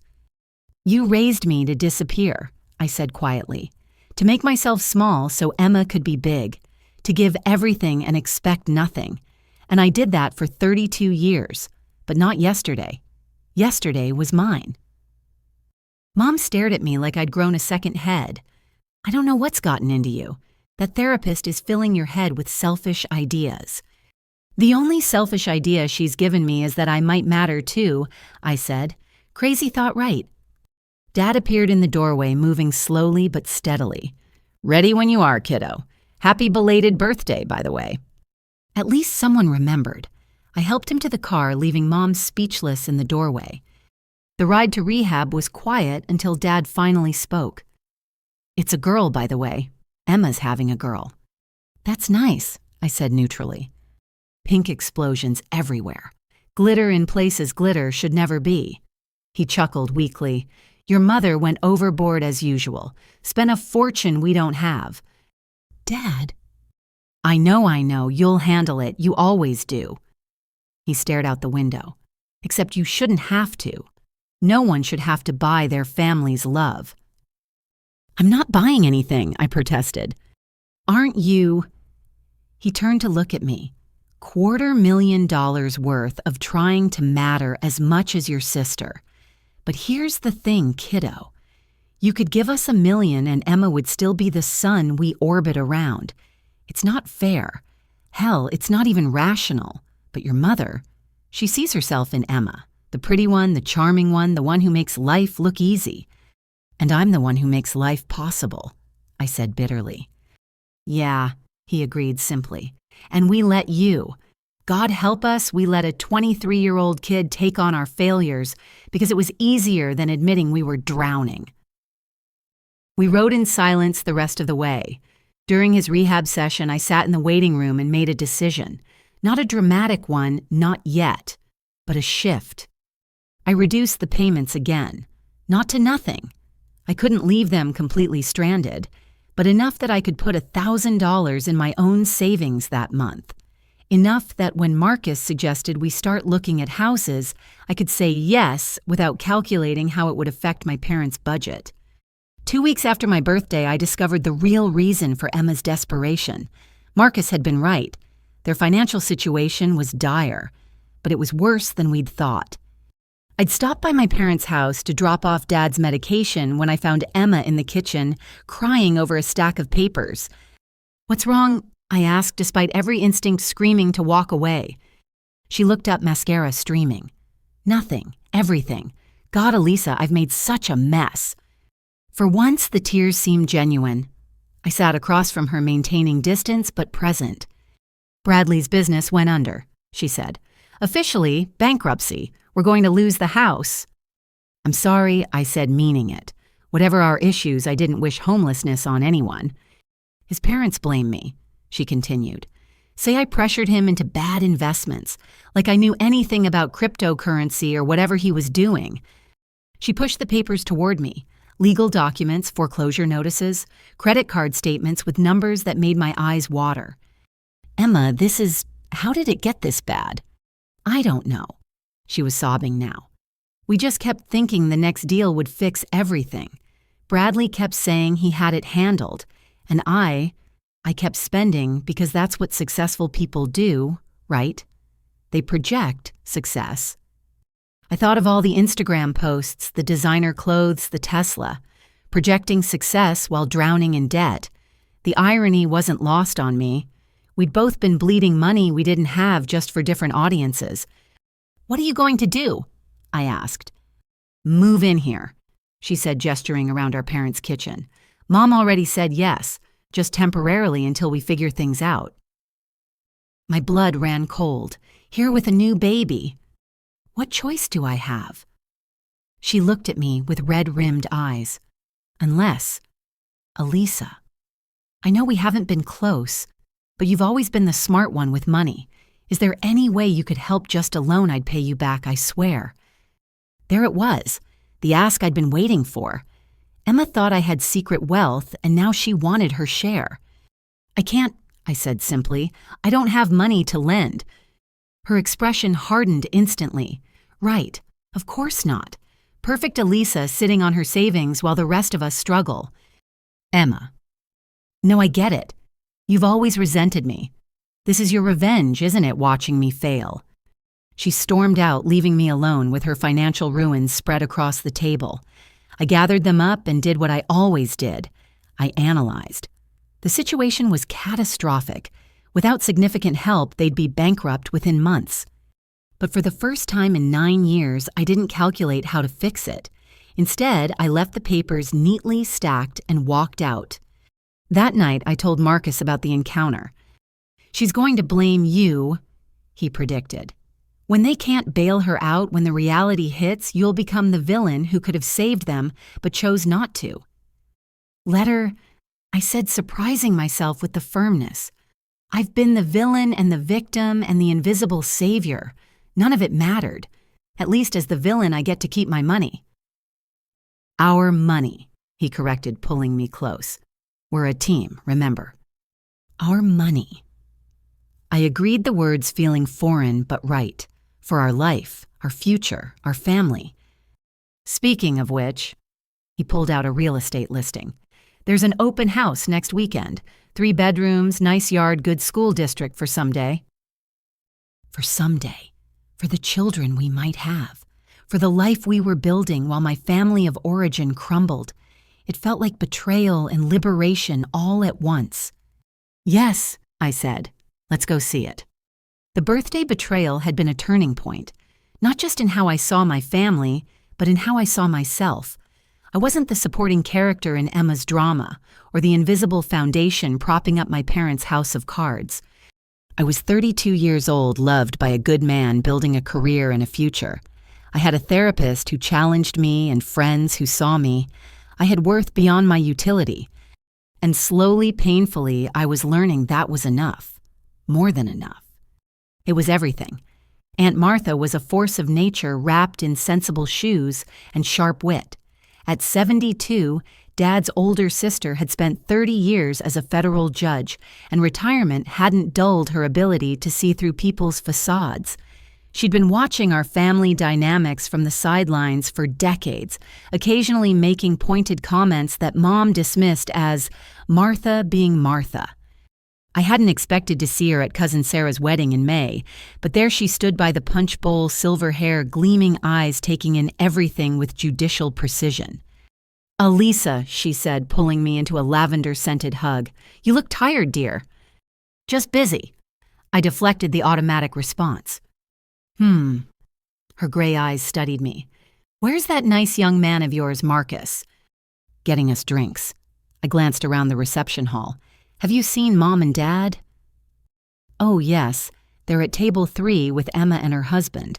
Or rather, with Emma. The husband seems to have disappeared somewhere between the ceremony and cocktail hour." There was weight in her words. Aunt Martha never spoke carelessly. "Bradley had a business call." I explained, not sure why I was defending him. "Of course he did." She sipped her punch thoughtfully. "Tell me, how long have you been supporting your parents financially?" The question hit like cold water. Please don't insult my intelligence, dear. I've been watching this family for longer than you've been alive. I know the signs of financial strain, and I know the signs of someone carrying burdens they shouldn't. I looked around nervously, but the reception was loud enough to cover our conversation. "It's complicated." "It always is." She set down her cup and fixed me with her courtroom stare. "Your father mentioned the second mortgage. For Emma's house down payment, wasn't it?" I nodded reluctantly. "And the medical bills from his surgery. The ones that mysteriously got paid despite him being out of work. Aunt Martha. And let's see, there was Emma's wedding, the failed boutique, the constant gifts your mother bestows on her favorite child. All while you live in that tiny apartment and drive a car old enough to vote. How do you—" "I'm a judge, dear. Retired or not, I investigate. Plus, your cousin David works at the same bank as your parents. He's noticed things. Worried things." Marcus appeared with our drinks, sensing the tension immediately. "Judge Coleman," he said warmly. "Good to see you again." "Marcus." She smiled, the expression transforming her stern features. "I was just telling Alisa how tired she looks. Perhaps you could convince her to take a vacation, somewhere far from family obligations." "I've been trying," he said, sliding an arm around my waist. "Maybe you'll have better luck." The three of us found a quiet corner where Aunt Martha continued her gentle interrogation. By the time the cake was cut, she'd extracted enough truth to piece together the full picture. 9 years, she said quietly. "My God, Alisa, and Lynn doesn't know." "Dad knows. He figured it out a couple of years ago, but Mom—" I shrugged helplessly. "Still lost in Emma-land." Aunt Martha's expression was grim. "I've watched my brother enable this dysfunction for decades, but I never imagined it had gotten this bad." Emma chose that moment to sweep past complaining loudly about the wedding food not being organic and gluten-free. Her bump was prominently displayed in a designer dress that probably cost more than the bride's gown. "That one," Aunt Martha said, watching Emma commandeer the photographer for an impromptu maternity shoot, "is a master manipulator. Always has been, even as a child." "She's struggling now," I said. "Bradley's business failed. They're moving in with Mom and Dad." "Of course they are." The disgust in her voice was palpable. "And let me guess, Lynn is thrilled to have her baby girl home." "Ecstatic," I confirmed. Aunt Martha was quiet for a moment, then seemed to reach a decision. This needs to stop. An intervention, perhaps. Get everything out in the open. No, I said quickly. I appreciate the thought, but it needs to happen on my terms when I'm ready. She studied me with those sharp eyes. You're stronger than I gave you credit for. Very well. But Alisa, secrets have a way of exploding when you least expect them. Better to control the detonation than be caught in the blast. 2 weeks later, her words proved prophetic. It started with Emma convincing Mom to ask me to co-sign a loan. I was at their house helping Dad with his physical therapy exercises when Mom cornered me in the kitchen. "Sweetheart, I need to ask you something." She began twisting her hands nervously. "You know Emma and Bradley are going through a rough patch." "Mom, no," I said, already knowing where this was going. "You haven't even heard the question. The answer is still no. I'm not co-signing anything." Her face crumpled. "But it's just to help them get back on their feet. A small business loan, $20,000. You have good credit, and with your stable job..." "My credit is good because I don't co-sign loans for people facing bankruptcy," I said firmly. "And my job is stable because I show up every day, not because I chase get-rich-quick schemes." "How can you be so cruel?" Tears started flowing. "Your sister needs help." "Then help her," I suggested. "Oh, wait, you can't. Because you're already leveraged to the hilt, because you took out a second mortgage for her, because you've spent decades throwing good money after bad." The words came out harsher than intended, but I didn't take them back. Mom stared at me like I'd slapped her. "I don't know what's happened to you," she whispered. "That therapist has turned you against your own family." "No, Mom. My family turned me into a bank account, and my therapist helped me realize I'm actually a person." I left her crying in the kitchen and found Dad in the living room pretending he hadn't heard everything. "She means well," he said quietly. "So did I replied. "For 9 years I meant well. Look where it got me." That night, Emma called. Not texted, actually called, which meant she was desperate. "You made Mom cry," she accused without preamble. "Mom made Mom cry," I corrected. "I just declined to enable more bad decisions." "Enable, is that what you call helping family God, Alisa? When did you become so cold?" "Probably around year 6 of secretly paying your bills." I said the words slipping out before I could stop them. Silence. Then, "I knew it. I knew you were hiding money. You've been lying to everyone pretending to be poor while sitting on wealth." "I wasn't sitting on anything. I was hemorrhaging money into your lifestyle while you took credit for support that didn't exist." "You're delusional," Emma spat. "Bradley's family has been helping my parents, not you." "Bradley's family cut you off months ago," I said calmly. "His mother told Marcus at a company event. They think you're a gold digger who ruined their son." The sharp intake of breath told me I'd hit a nerve. "You're lying," she said, but uncertainty colored her voice. "Call them yourself. Ask why they haven't returned your calls lately. Ask why Bradley's trust fund suddenly has new restrictions. Ask why his mother unfriended you on social media." "How dare you?" "I dare because I'm done, Emma. Done pretending, done enabling. Done being invisible so you can shine. You want Mom and Dad to know where the money really came from? Keep pushing. See what happens."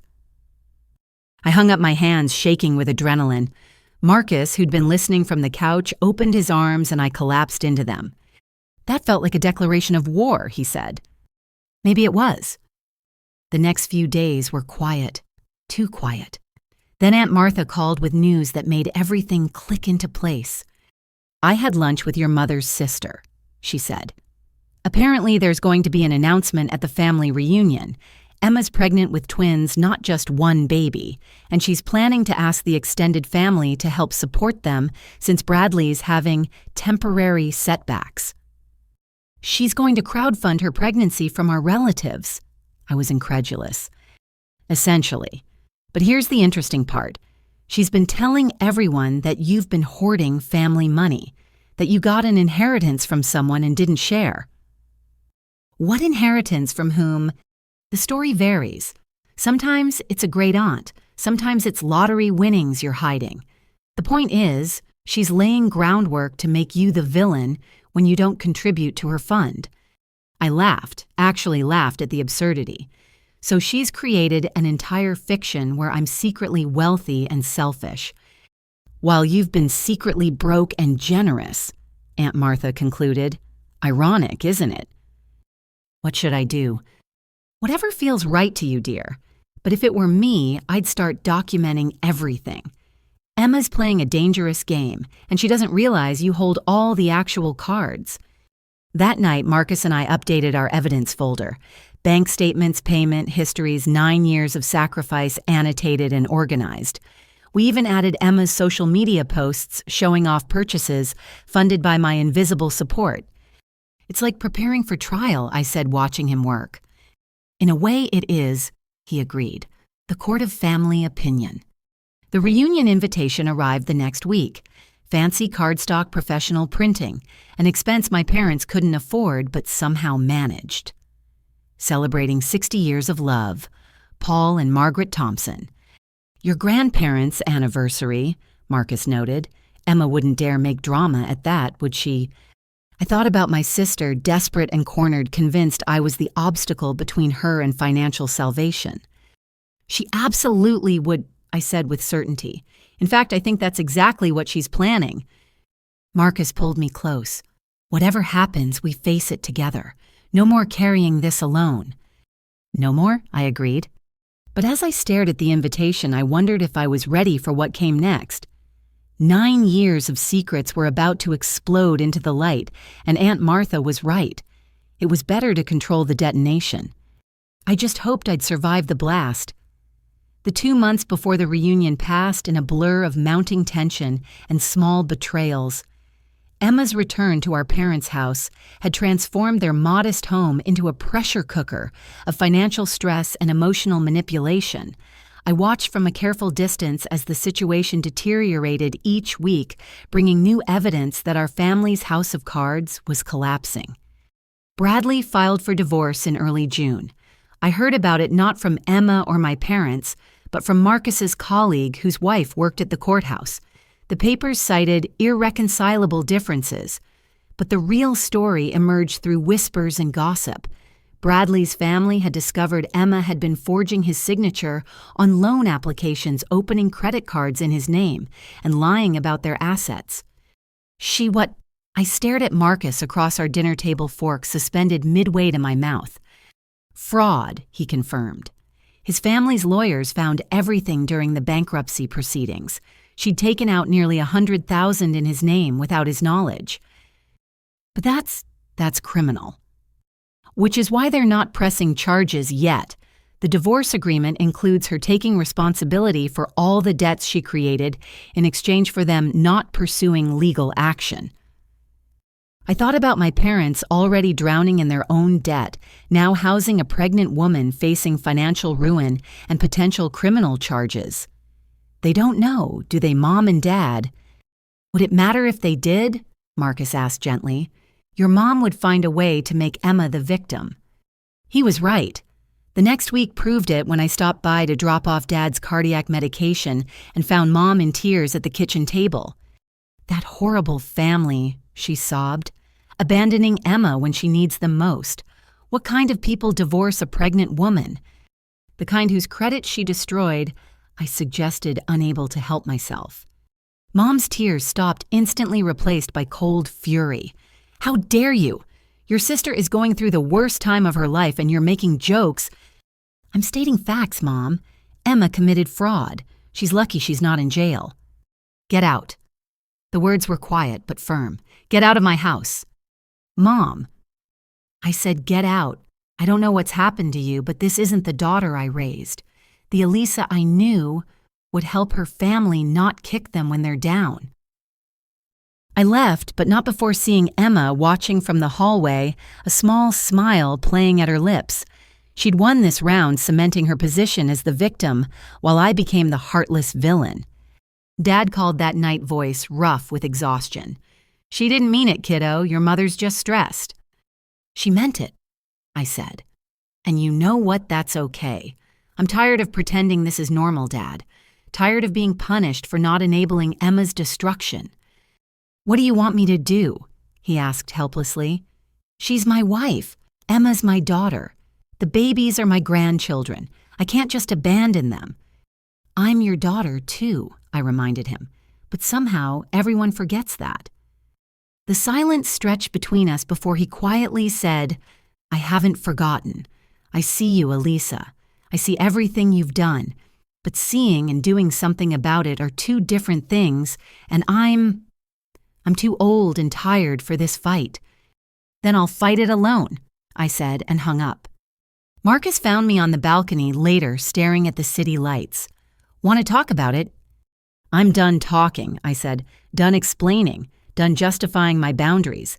If they want to drown in Emma's chaos, that's their choice, but I'm not going down with them." "Good," he said simply, "because I have news. The house we looked at, our offer was accepted." I turned to stare at him. "What?" "I know we said we'd decide together, but I saw how you looked at it, how you touched the kitchen counters like they were a promise. So I made an executive decision." He pulled papers from his jacket. "We close in 30 days. Our life, Alisa, not theirs." I launched myself into his arms, crying tears that had nothing to do with sadness. "Our life," I repeated. "God, that sounds beautiful." "There's more," he said when I'd calmed down. "I think we should get married before the reunion. Just us, maybe a few friends. Something small in ours." "But what about—" "What about nothing?" he interrupted. "This isn't about them. This is about us starting our life together without their drama as the backdrop. What do you say?" "Yes," I breathed. "Yes to all of it." We married 2 weeks later in the courthouse with Aunt Martha and 2 friends as witnesses. I wore a simple white dress that cost less than one of Emma's designer purses. Marcus's eyes when he saw me were worth more than any elaborate wedding could have been. "You sure you want to do this?" the judge asked with a wink. "Last chance to run." "Never been more sure of anything," I said, taking Marcus's hands.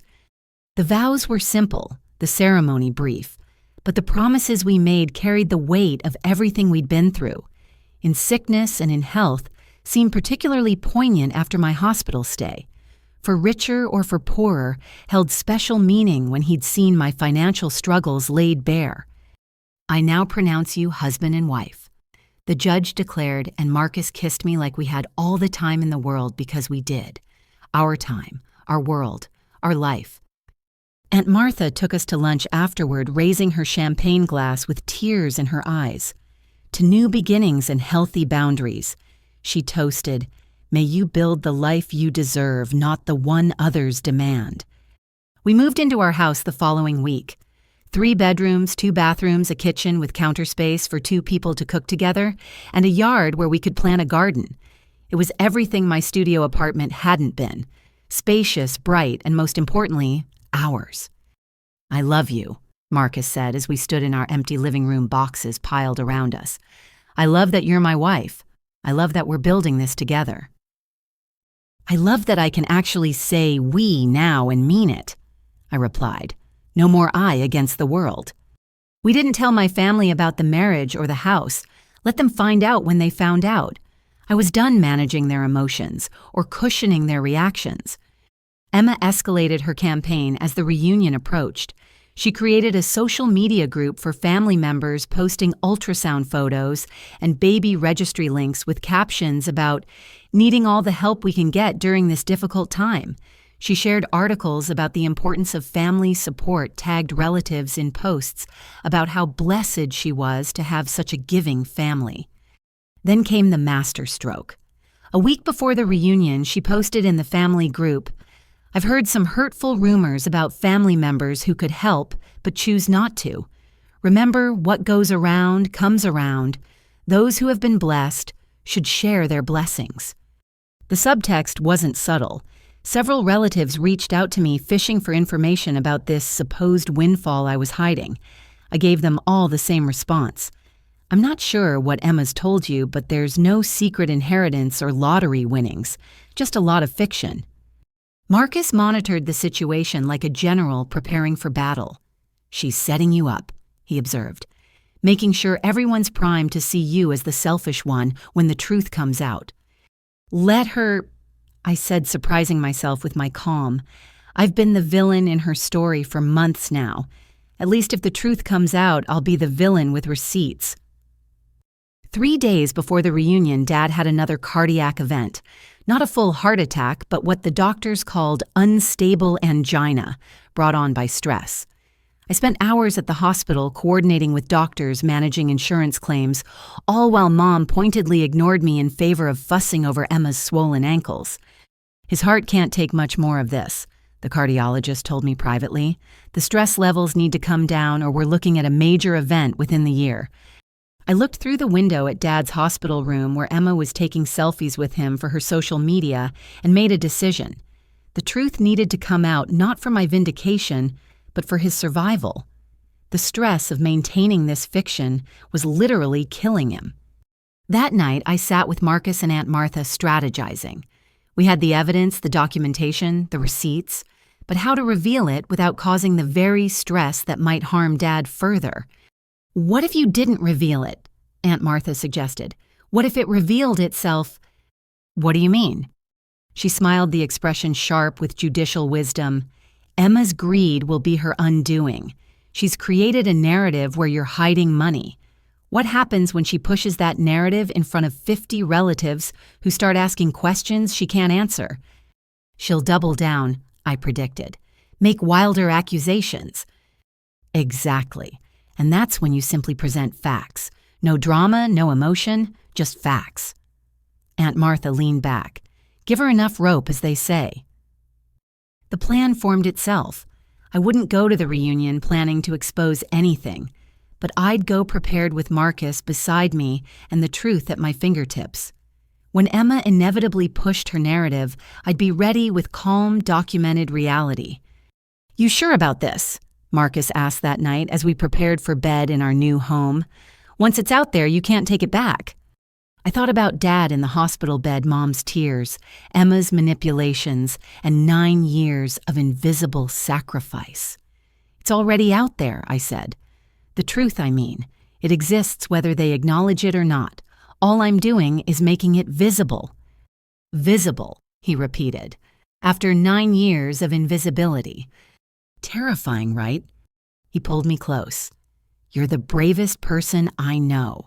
And tomorrow when everything explodes, remember, you're not alone.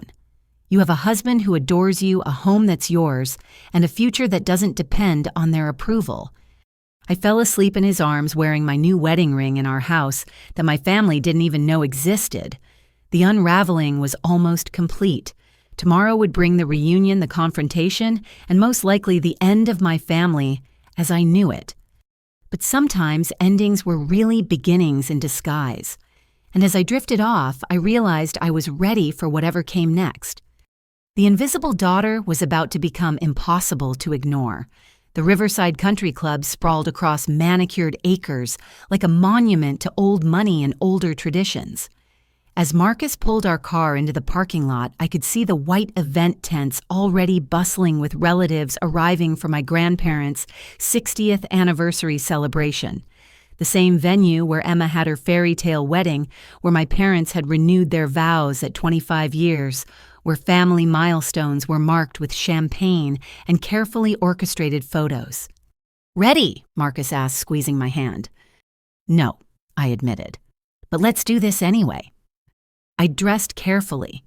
A navy dress that was elegant without being flashy. My grandmother's pearl earrings that Mom had given me years ago, before Emma became her whole world.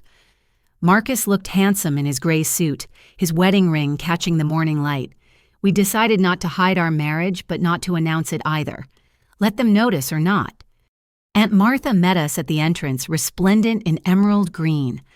Darling, she said, kissing my cheek, you look lovely, and married if I'm not mistaken. Her sharp eyes had caught our rings immediately. 2 weeks ago, Marcus confirmed. Courthouse wedding. Good for you, she said firmly. Your life, your choices. Now let me brief you on the situation inside. Emma's been here since dawn, directing everything like she's the mother of the bride. Your mother is letting her naturally. Your father looks exhausted. He should still be resting after his hospital stay. and the extended family, buzzing with curiosity about Emma's situation and these rumors about your supposed secret wealth. She's been working the room, poor pregnant abandoned wife, while heavily hinting that family should help family. Aunt Martha's expression was grim. I give it an hour before she makes her move. We entered together a small unit of sanity in what promised to be a circus. The country club's main ballroom had been transformed with white and gold decorations, photos of my grandparents through the decades, adorning every surface. It was beautiful and expensive. Another bill I wondered who would pay. Alisa. My grandmother spotted me first, her weathered face breaking into genuine joy. "There's my girl." I hugged her carefully, aware of her fragile bones. Grandpa joined us, his eyes twinkling. "About time you showed up. Martha tells us congratulations are in order." "We got married," I confirmed quietly. "Small ceremony. We wanted something just for us." "Smart," Grandpa said, glancing across the room where Emma held court with a group of aunts, her bump prominently displayed. Sometimes the best celebrations are the quiet ones. We made our rounds greeting relatives I hadn't seen in years. Most were warm but curious, their eyes searching for signs of the wealth Emma had been hinting at. I kept my responses bland, deflecting questions about my success and redirecting conversations to safer topics. "There she is," Emma's voice carried across the room an hour into the event. My sister finally gracing us with her presence. She approached with the determined waddle of late pregnancy, several cousins in her wake. Her dress probably cost more than my entire outfit, her hair and makeup professionally done. Even pregnant with twins and facing bankruptcy, she maintained the facade of prosperity. "Emma," I said neutrally, "you look well." "Oh, struggling through." She placed a protective hand on her belly, ensuring everyone noticed. "It's been so hard without Bradley, but family gets you through, right? That's what family's for." The dig wasn't subtle. Neither was the way she studied my dress, my jewelry, clearly calculating their value. Alisa, cousin Jennifer, chimed in. "Emma was just telling us about your lottery win. So exciting. Which one was it?" I felt Marcus tense beside me. "I think there's been a misunderstanding. I haven't won any lottery." Emma's laugh tinkled falsely. "Oh, Elisa's always been so private about money. Almost secretive, really. But we all know the truth, don't we? Nobody drives the same car for 15 years unless they're either very poor or hiding something." "Maybe they're just practical," Aunt Martha interjected smoothly. "Not everyone needs a new Tesla every year." Emma's eyes flashed, but she maintained her smile. "Of course. Practical Alisa. Always so careful with money. Unlike the rest of us who actually help family when they need it." "Speaking of help," Jennifer said awkwardly, "Emma mentioned you might all be setting up a family fund for the twins." And there it was, the pitch, Emma's real reason for all this groundwork. "Did she—" I kept my voice level. "That's interesting. I wasn't aware our family did funds." "Well, desperate times," Emma said, her voice catching dramatically. "Some of us are facing real hardship while others sit on their wealth. But I'm sure when push comes to shove, family takes care of family. Right, Alisa?"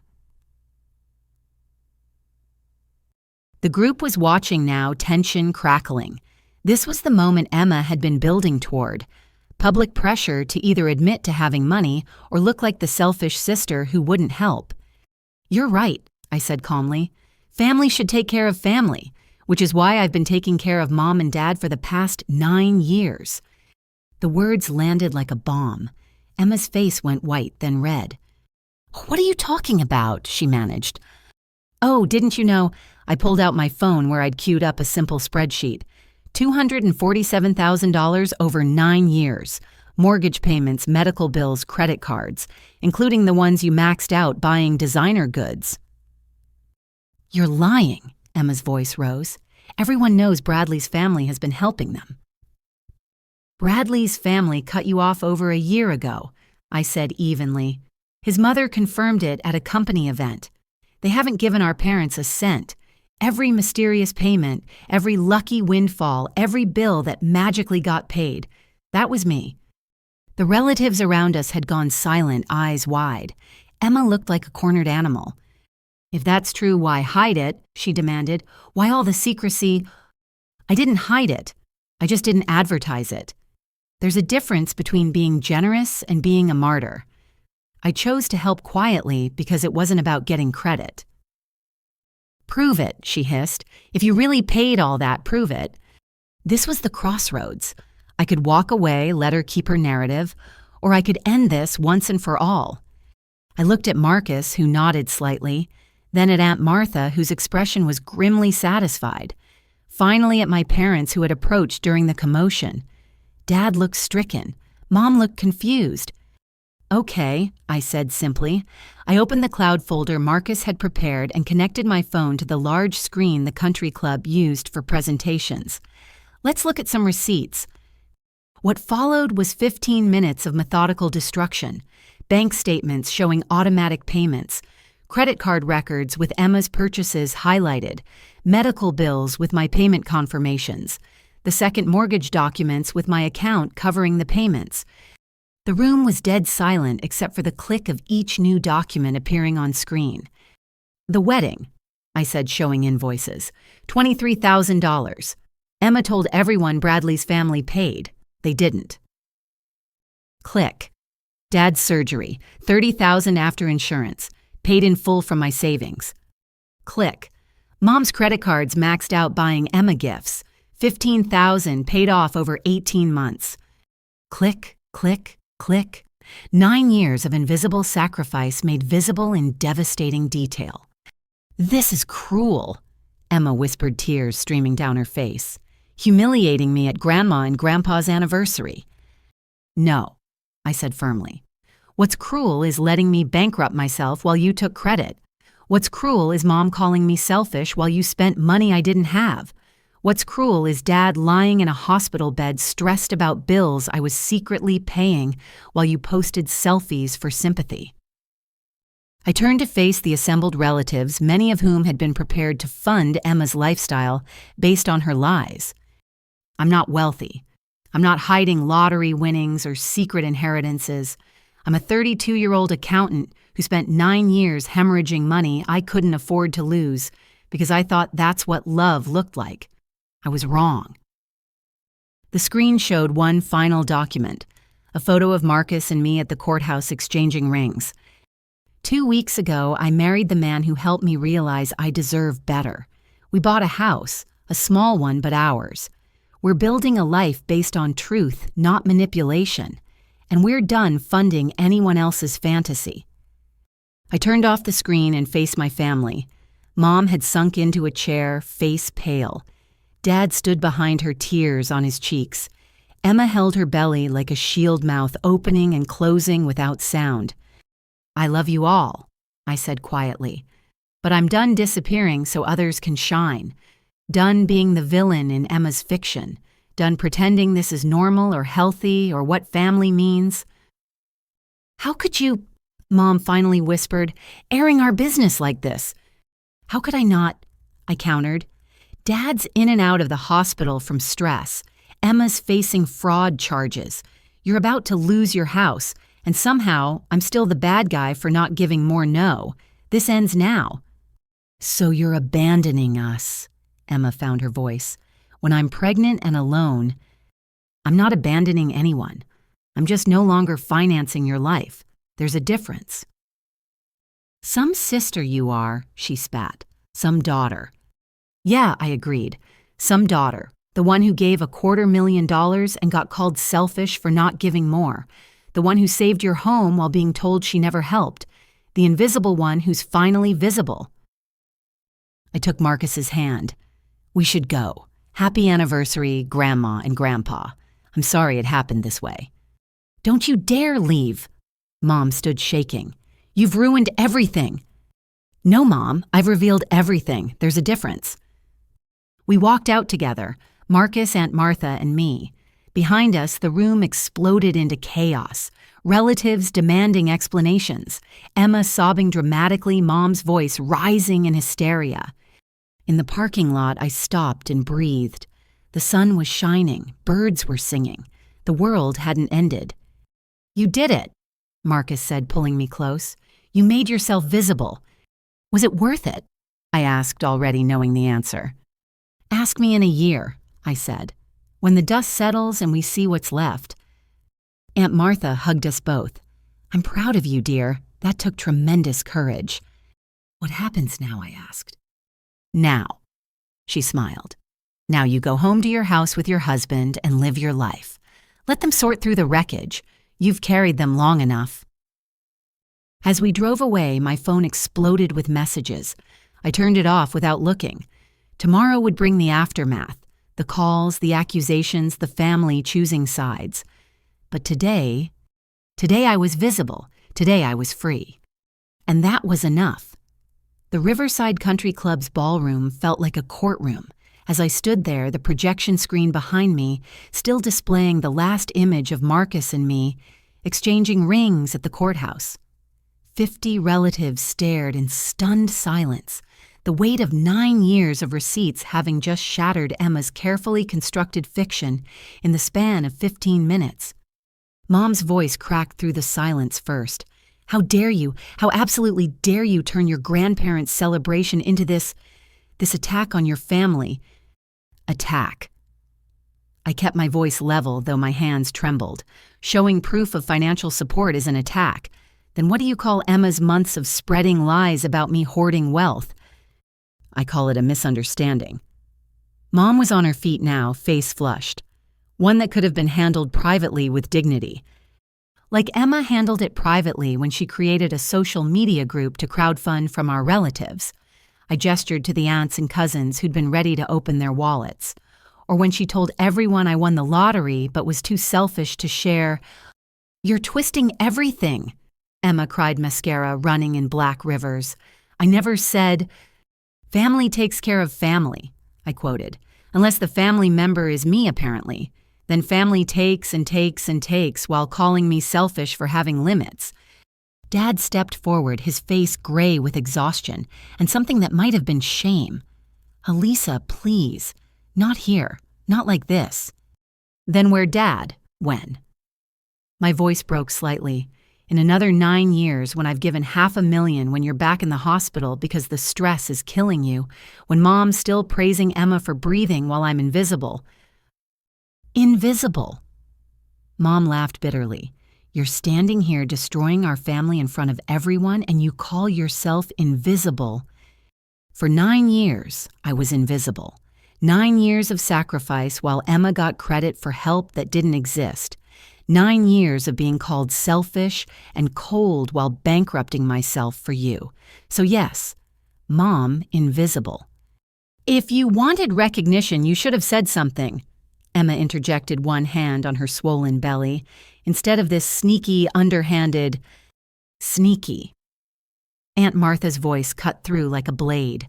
"The only sneaky one here is you, Emma, telling people Alisa has hidden wealth while she was paying your bills. That's not sneaky, that's fraudulent. Speaking of which, how are those fraud charges? Bradley's family isn't pressing looking." Emma went white.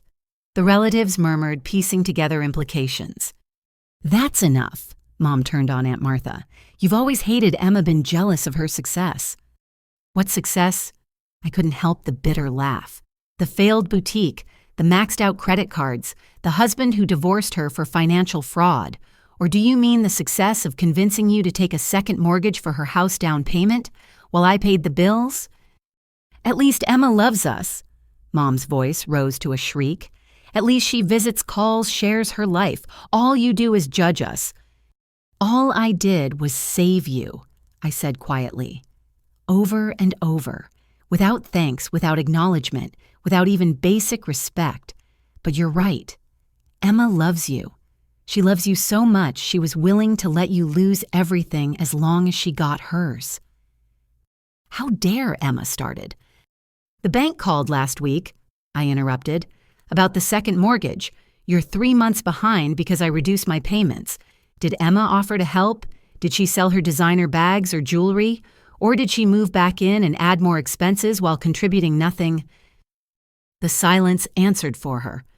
"You don't understand," Emma said desperately. "I'm pregnant with twins. Abandoned. I have nothing—" "You have everything I paid for," I corrected. "The wedding, the honeymoon, the clothes, the bags, the car, everything Mom bought you with credit cards I paid off. You just don't have my continuing subsidization." "So that's it." Dad's voice was hollow. "You're cutting us off, leaving us to drown." "I'm letting you swim," I said. "There's a difference.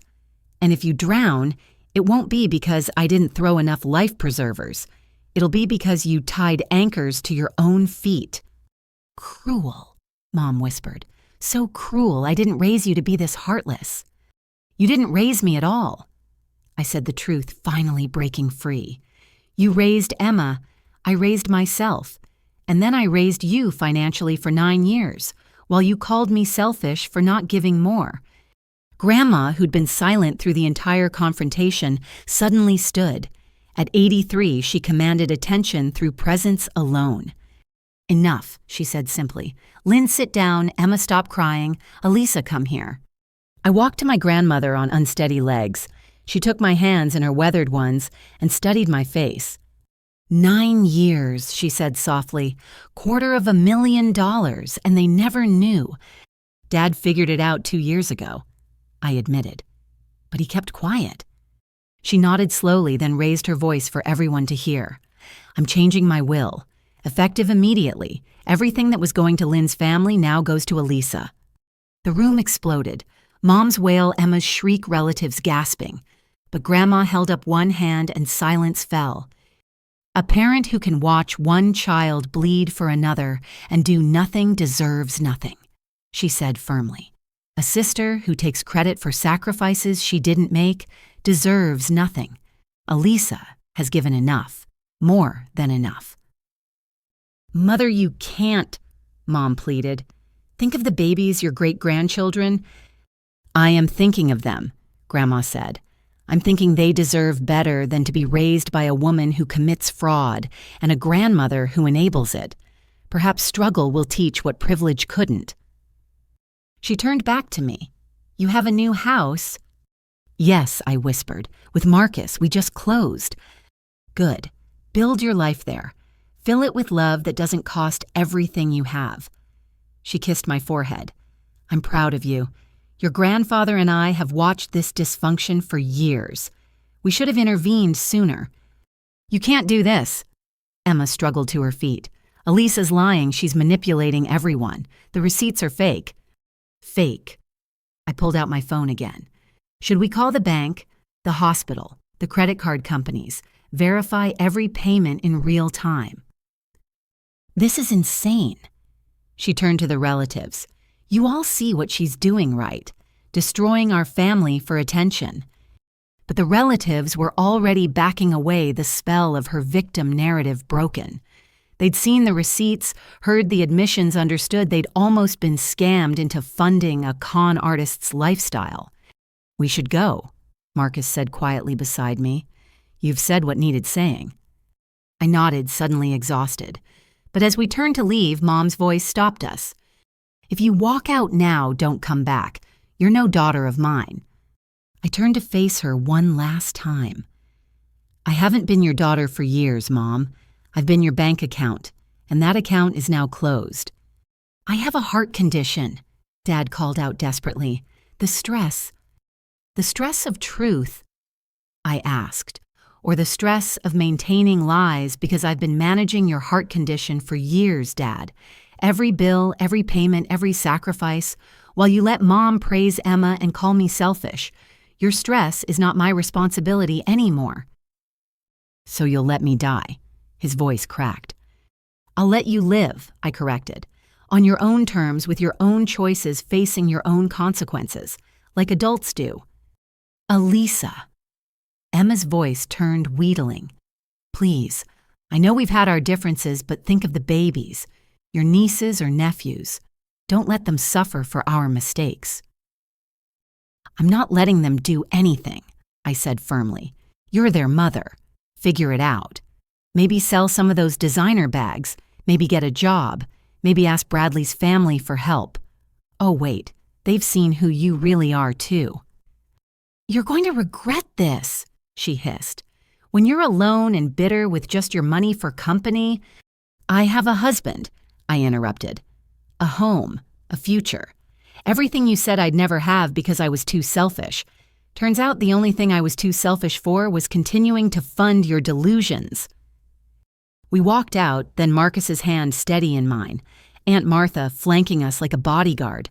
Behind us, chaos erupted. Mom sobbing, Emma shrieking, relatives arguing. Grandpa's voice rose above the rest. Paul, get the car, party's over. In the parking lot, I leaned against our car and let the reaction hit. Trembling nausea, the weight of bridges burning behind me. You did it, Marcus said, pulling me close. It's over. Is it, I could hear shouting from inside the club, or is it just beginning? The lies are over, Aunt Martha said firmly. The truth is out. What comes next is their choice, not your responsibility. My phone vibrated constantly in my purse. 22 missed calls by the time we reached our car, just like the morning after Emma's gender reveal. But this time, I didn't need to wonder what they wanted. This time, I'd already given my answer. No more. As Marcus drove us away from the country club, away from my family's dysfunction toward our new home and new life, I thought about visibility. For 9 years, I'd been invisible by choice, thinking love meant sacrifice without recognition. But real love, the kind Marcus showed me, the kind Grandma had demonstrated, the kind I was learning to give myself, didn't require invisibility.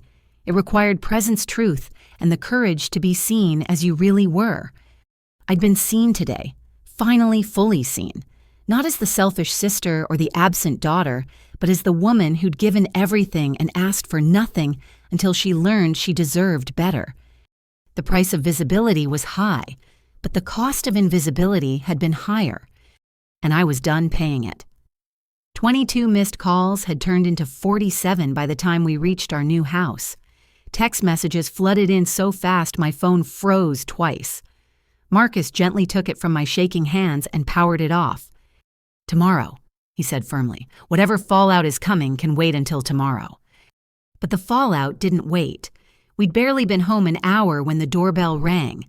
Through the peephole, I saw Aunt Martha standing on our porch, looking grim. I'm sorry to intrude, she said when I let her in, but I thought you should know what happened after you left. We settled in our living room, still box-filled but ours, while she delivered the news. Your father opened your email at the reunion, the one with all the documentation. He connected his laptop to the projection system and showed everyone the full 9-year history. My stomach dropped. Why? I think he'd reached his breaking point. Your mother was spinning the story, making you the villain, and he just snapped, stood up and said, "Enough lies," then proceeded to show every receipt, every payment, every sacrifice you'd made. Oh God, I sank onto the couch, his heart. He's fine, Aunt Martha assured me. Angry, but fine. The interesting part was your mother's reaction when she saw the actual numbers. The color drained from her face. I don't think she truly understood the scale until that moment. And Emma tried to maintain her victim act until your cousin Michael, he's a lawyer, remember, pointed out that several of her social media posts about family financial help could constitute fraud if she'd known the truth, which, given the evidence, seemed likely. I thought about Emma's posts carefully crafted to take credit for support she hadn't provided. Is he going to pursue it? No, but several relatives are demanding she return any money they've given her under false pretenses. Last I saw, she was screaming about stress being bad for the babies while your mother tried to calm everyone down. The babies, I repeated. I ruined their announcement at our grandparents' anniversary. You revealed the truth at a family gathering where Emma planned to fleece relatives, Aunt Martha corrected. The timing was hers, not yours. She set the stage. You just changed the script. Marcus brought us tea, his presence steady and calming. What about the grandparents? It was their day. Aunt Martha smiled. That's the best part. After your father's presentation, your grandfather stood up and said, Well, this is certainly more interesting than our usual anniversary parties. Then he announced he's following his wife's lead, changing his will to favor those who show character over those who show up with their hands out. He didn't. He did. Also mentioned he's been keeping his own records. Apparently he's known about your support for years but stayed quiet to keep the peace. He's done with that now. We sat in silence, processing the implosion of my family's carefully maintained facades. Then Aunt Martha leaned forward, her expression serious. There's more. The country club manager approached your parents after most guests left. There's an outstanding balance for the event. $15,000. Of course there is. I laughed bitterly. Let me guess, they assumed I'd cover it. Your mother actually said, and I quote, Alisa always handles these things. Even after everything revealed, she still expected you to pay. Did someone tell her I'm not? Your grandfather did. Told the manager the bill was Lynn and Robert's responsibility, not yours. Your mother became hysterical. Had to be sedated. I felt a pang of guilt quickly suppressed. Dr. Reeves would be proud. She'll process, Aunt Martha continued, or she won't. Either way, it's not your problem anymore. After she left, Marcus and I unpacked in silence.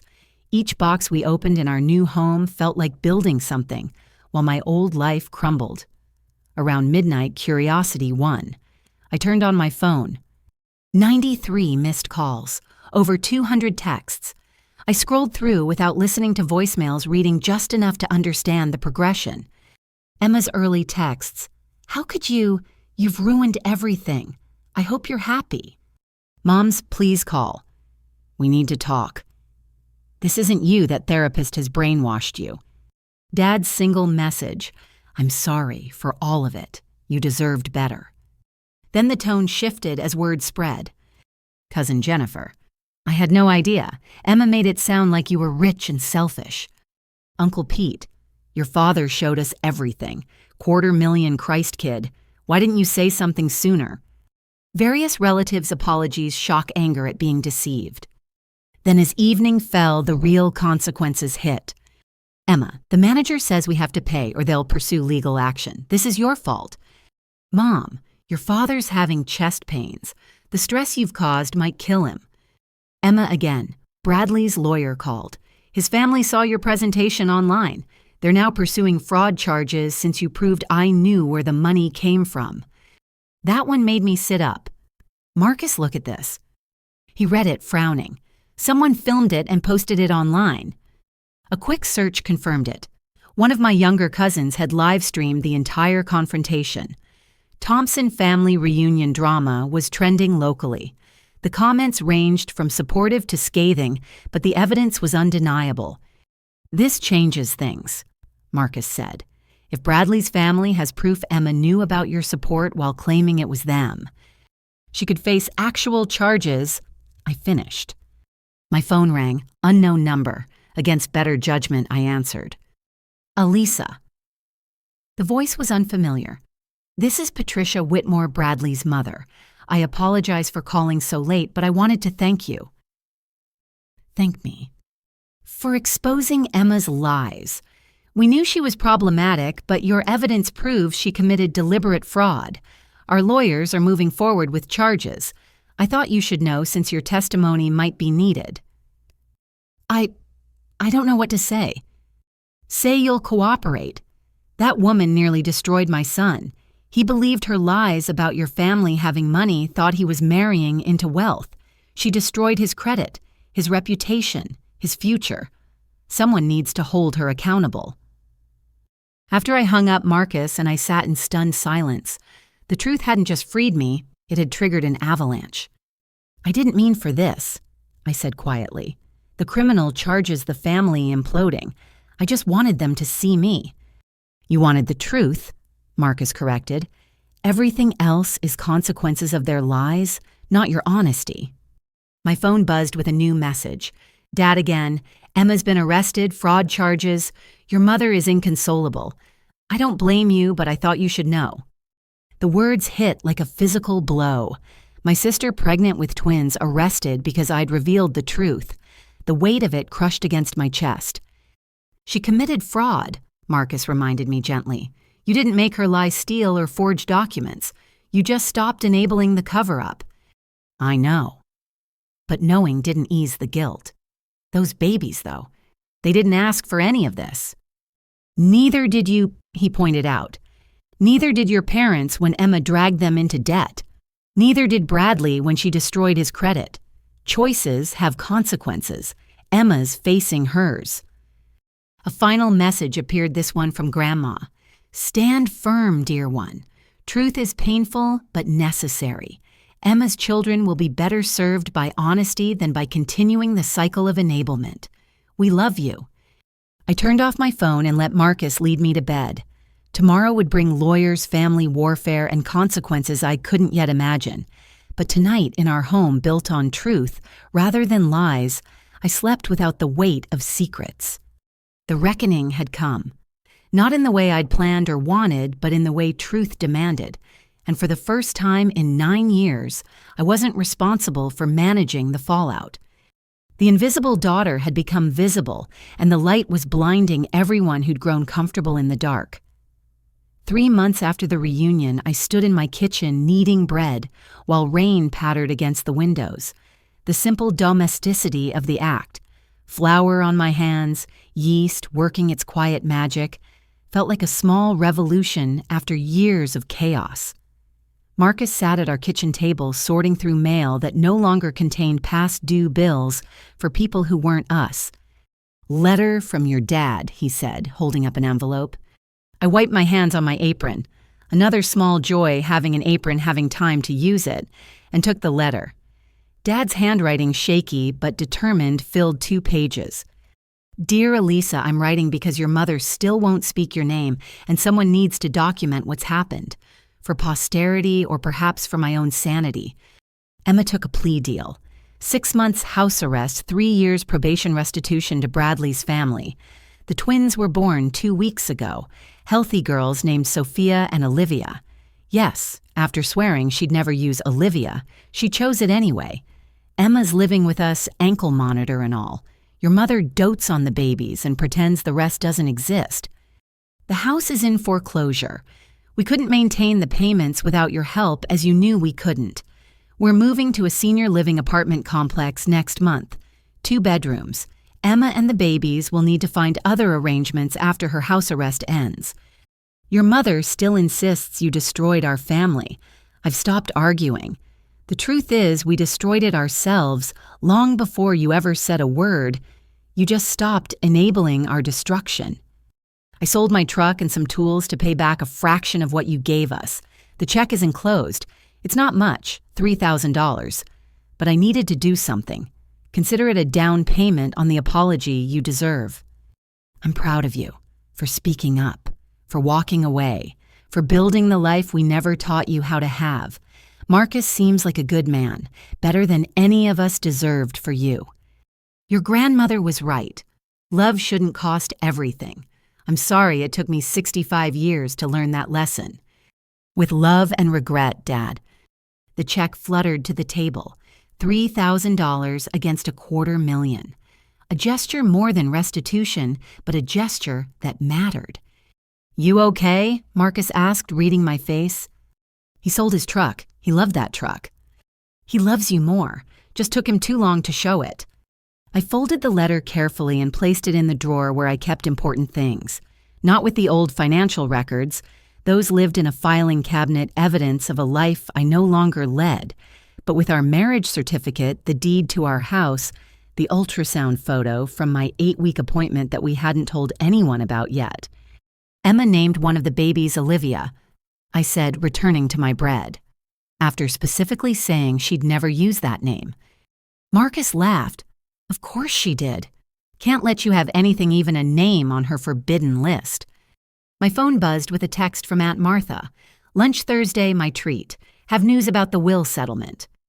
Grandma had passed peacefully in her sleep a month after the reunion, Grandpa following 2 weeks later. Their deaths felt like punctuation on the family drama, the ending of one story and the beginning of another. True to their word, they'd changed their wills. The family home would be sold, proceeds split between Aunt Martha and me. Emma and Mom would receive family photo albums and some sentimental items, nothing more. Fair, the estate lawyer had called it, considering the documentation of financial gifts already received. Cruel. Mom had sobbed at the will reading, vindictive and cruel. I hadn't attended the funerals. The restraining order Emma had attempted to file made things complicated, even though it was denied. Frivolous, the judge had called it. You can't restrain someone for telling the truth, but it sent a clear message. I wasn't welcome in their version of family anymore. Lunch sounds good, I texted back to Aunt Martha. Want to meet my OB after second trimester ultrasound. Her response was immediate, darling, wonderful news, of course. The bread went into the oven and I settled next to Marcus, his hand finding my still flat belly automatically. In 3 months, everything had changed. My family of origin lay in ruins, but from those ashes, we were building something new. Any regrets? Marcus asked our daily check-in. I considered the question honestly. Did I regret the pain caused? Yes. The timing at my grandparents' anniversary. Perhaps. The years of enabling that preceded it. Absolutely. But the truth itself. The freedom that followed. The life we were building. No, I said finally. No regrets about speaking up. Just regret it took so long. And Emma, any word. Dad says she had the twins, living with them during house arrest. I paused. I wonder if she'll learn anything from this. Doubt it, Marcus said gently. Some people see consequences as persecution, not education. He was right. The last communication from Emma before the restraining order attempt had been a letter blaming me for everything. Her arrest, her divorce, her financial ruin, even her complicated pregnancy. No acknowledgement of her own choices, no recognition of the pain she'd caused, just anger that her carefully constructed house of cards had collapsed. Do you think the babies will be okay? I asked the question that haunted me most. They have a chance, Marcus said. Sometimes hitting rock bottom forces change. Maybe Emma will become the mother those girls need. Maybe your parents will learn from their mistakes with her. Or maybe they'll repeat the pattern, I said quietly. Maybe one twin will be the favorite and one will be invisible. Maybe, but that's not your responsibility. You can't save children who aren't yours from parents who won't change. The bread timer chimed and I pulled 2 perfect loaves from the oven. The smell filled our kitchen, yeasty and warm and complete. Such a simple thing, making bread. But I'd never had time before, too busy managing other people's lives to create anything in my own.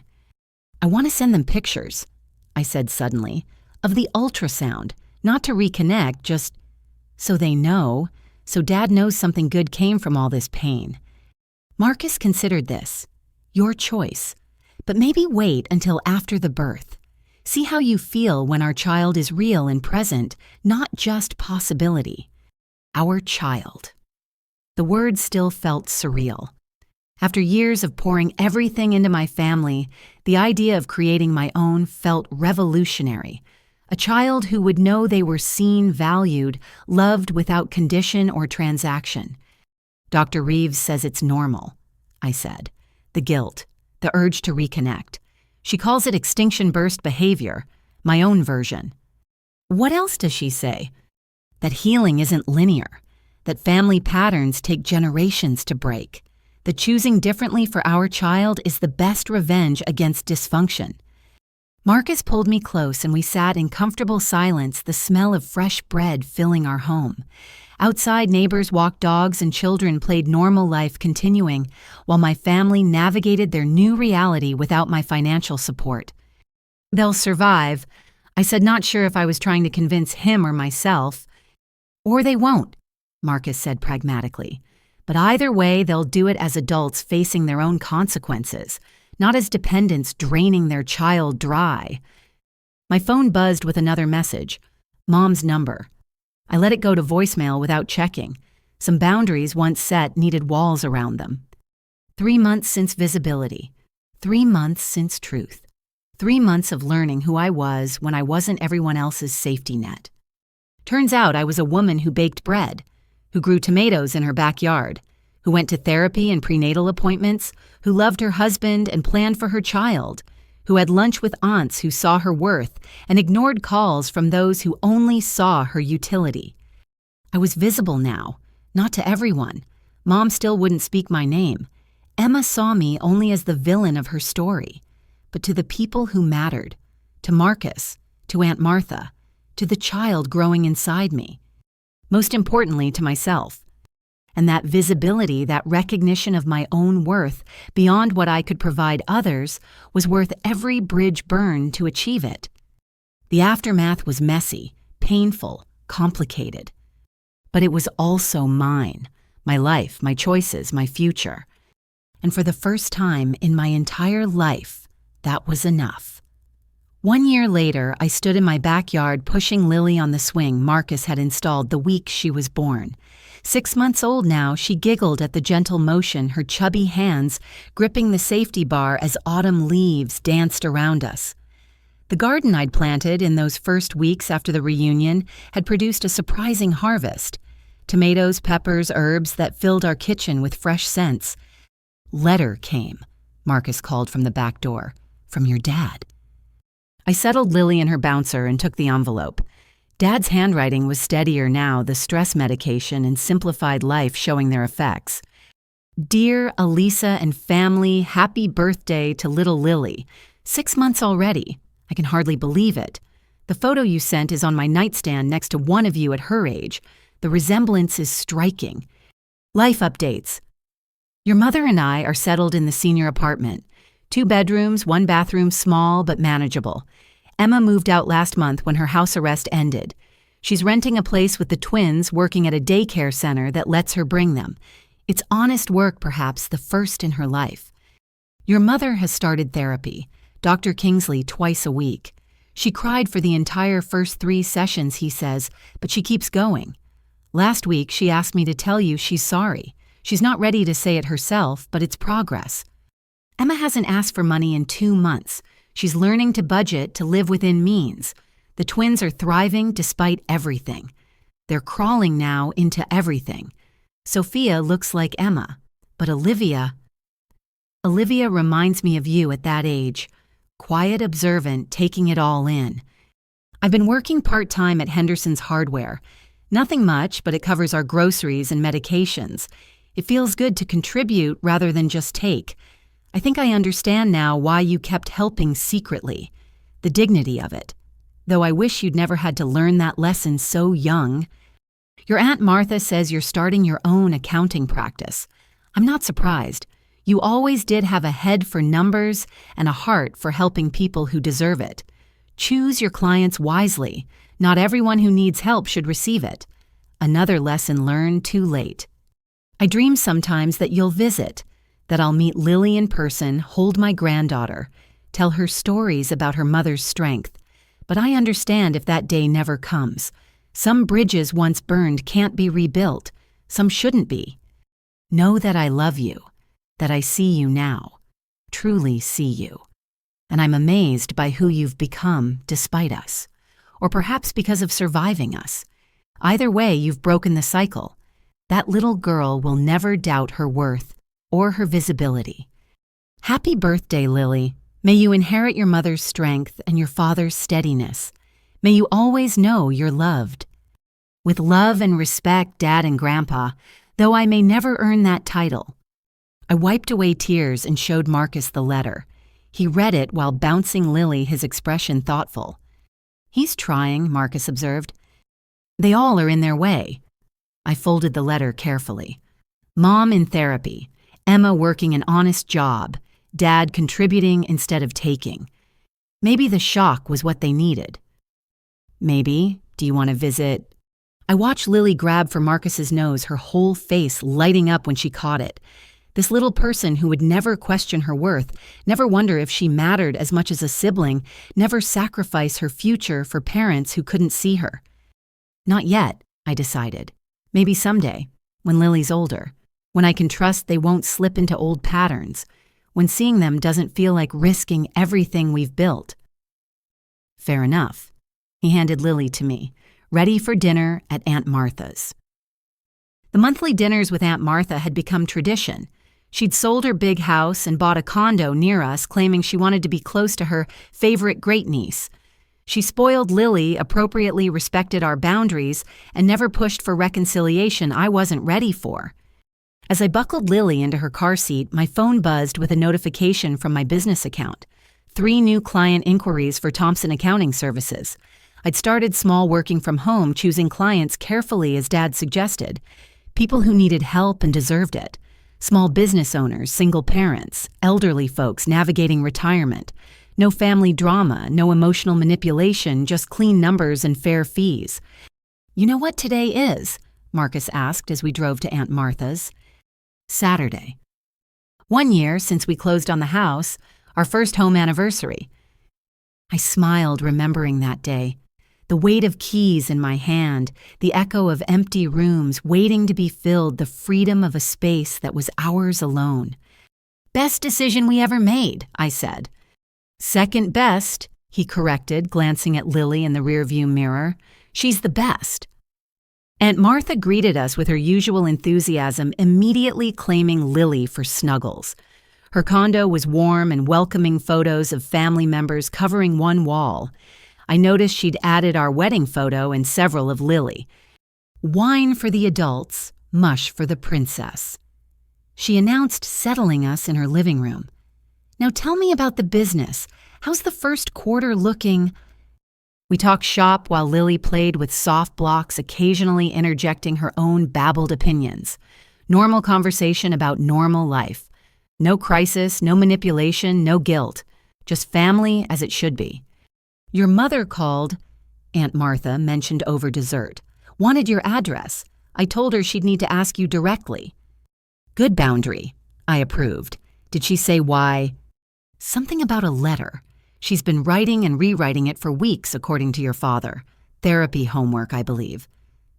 "Maybe I'll give her the P.O. box," I mused. "Keep some distance, but allow communication."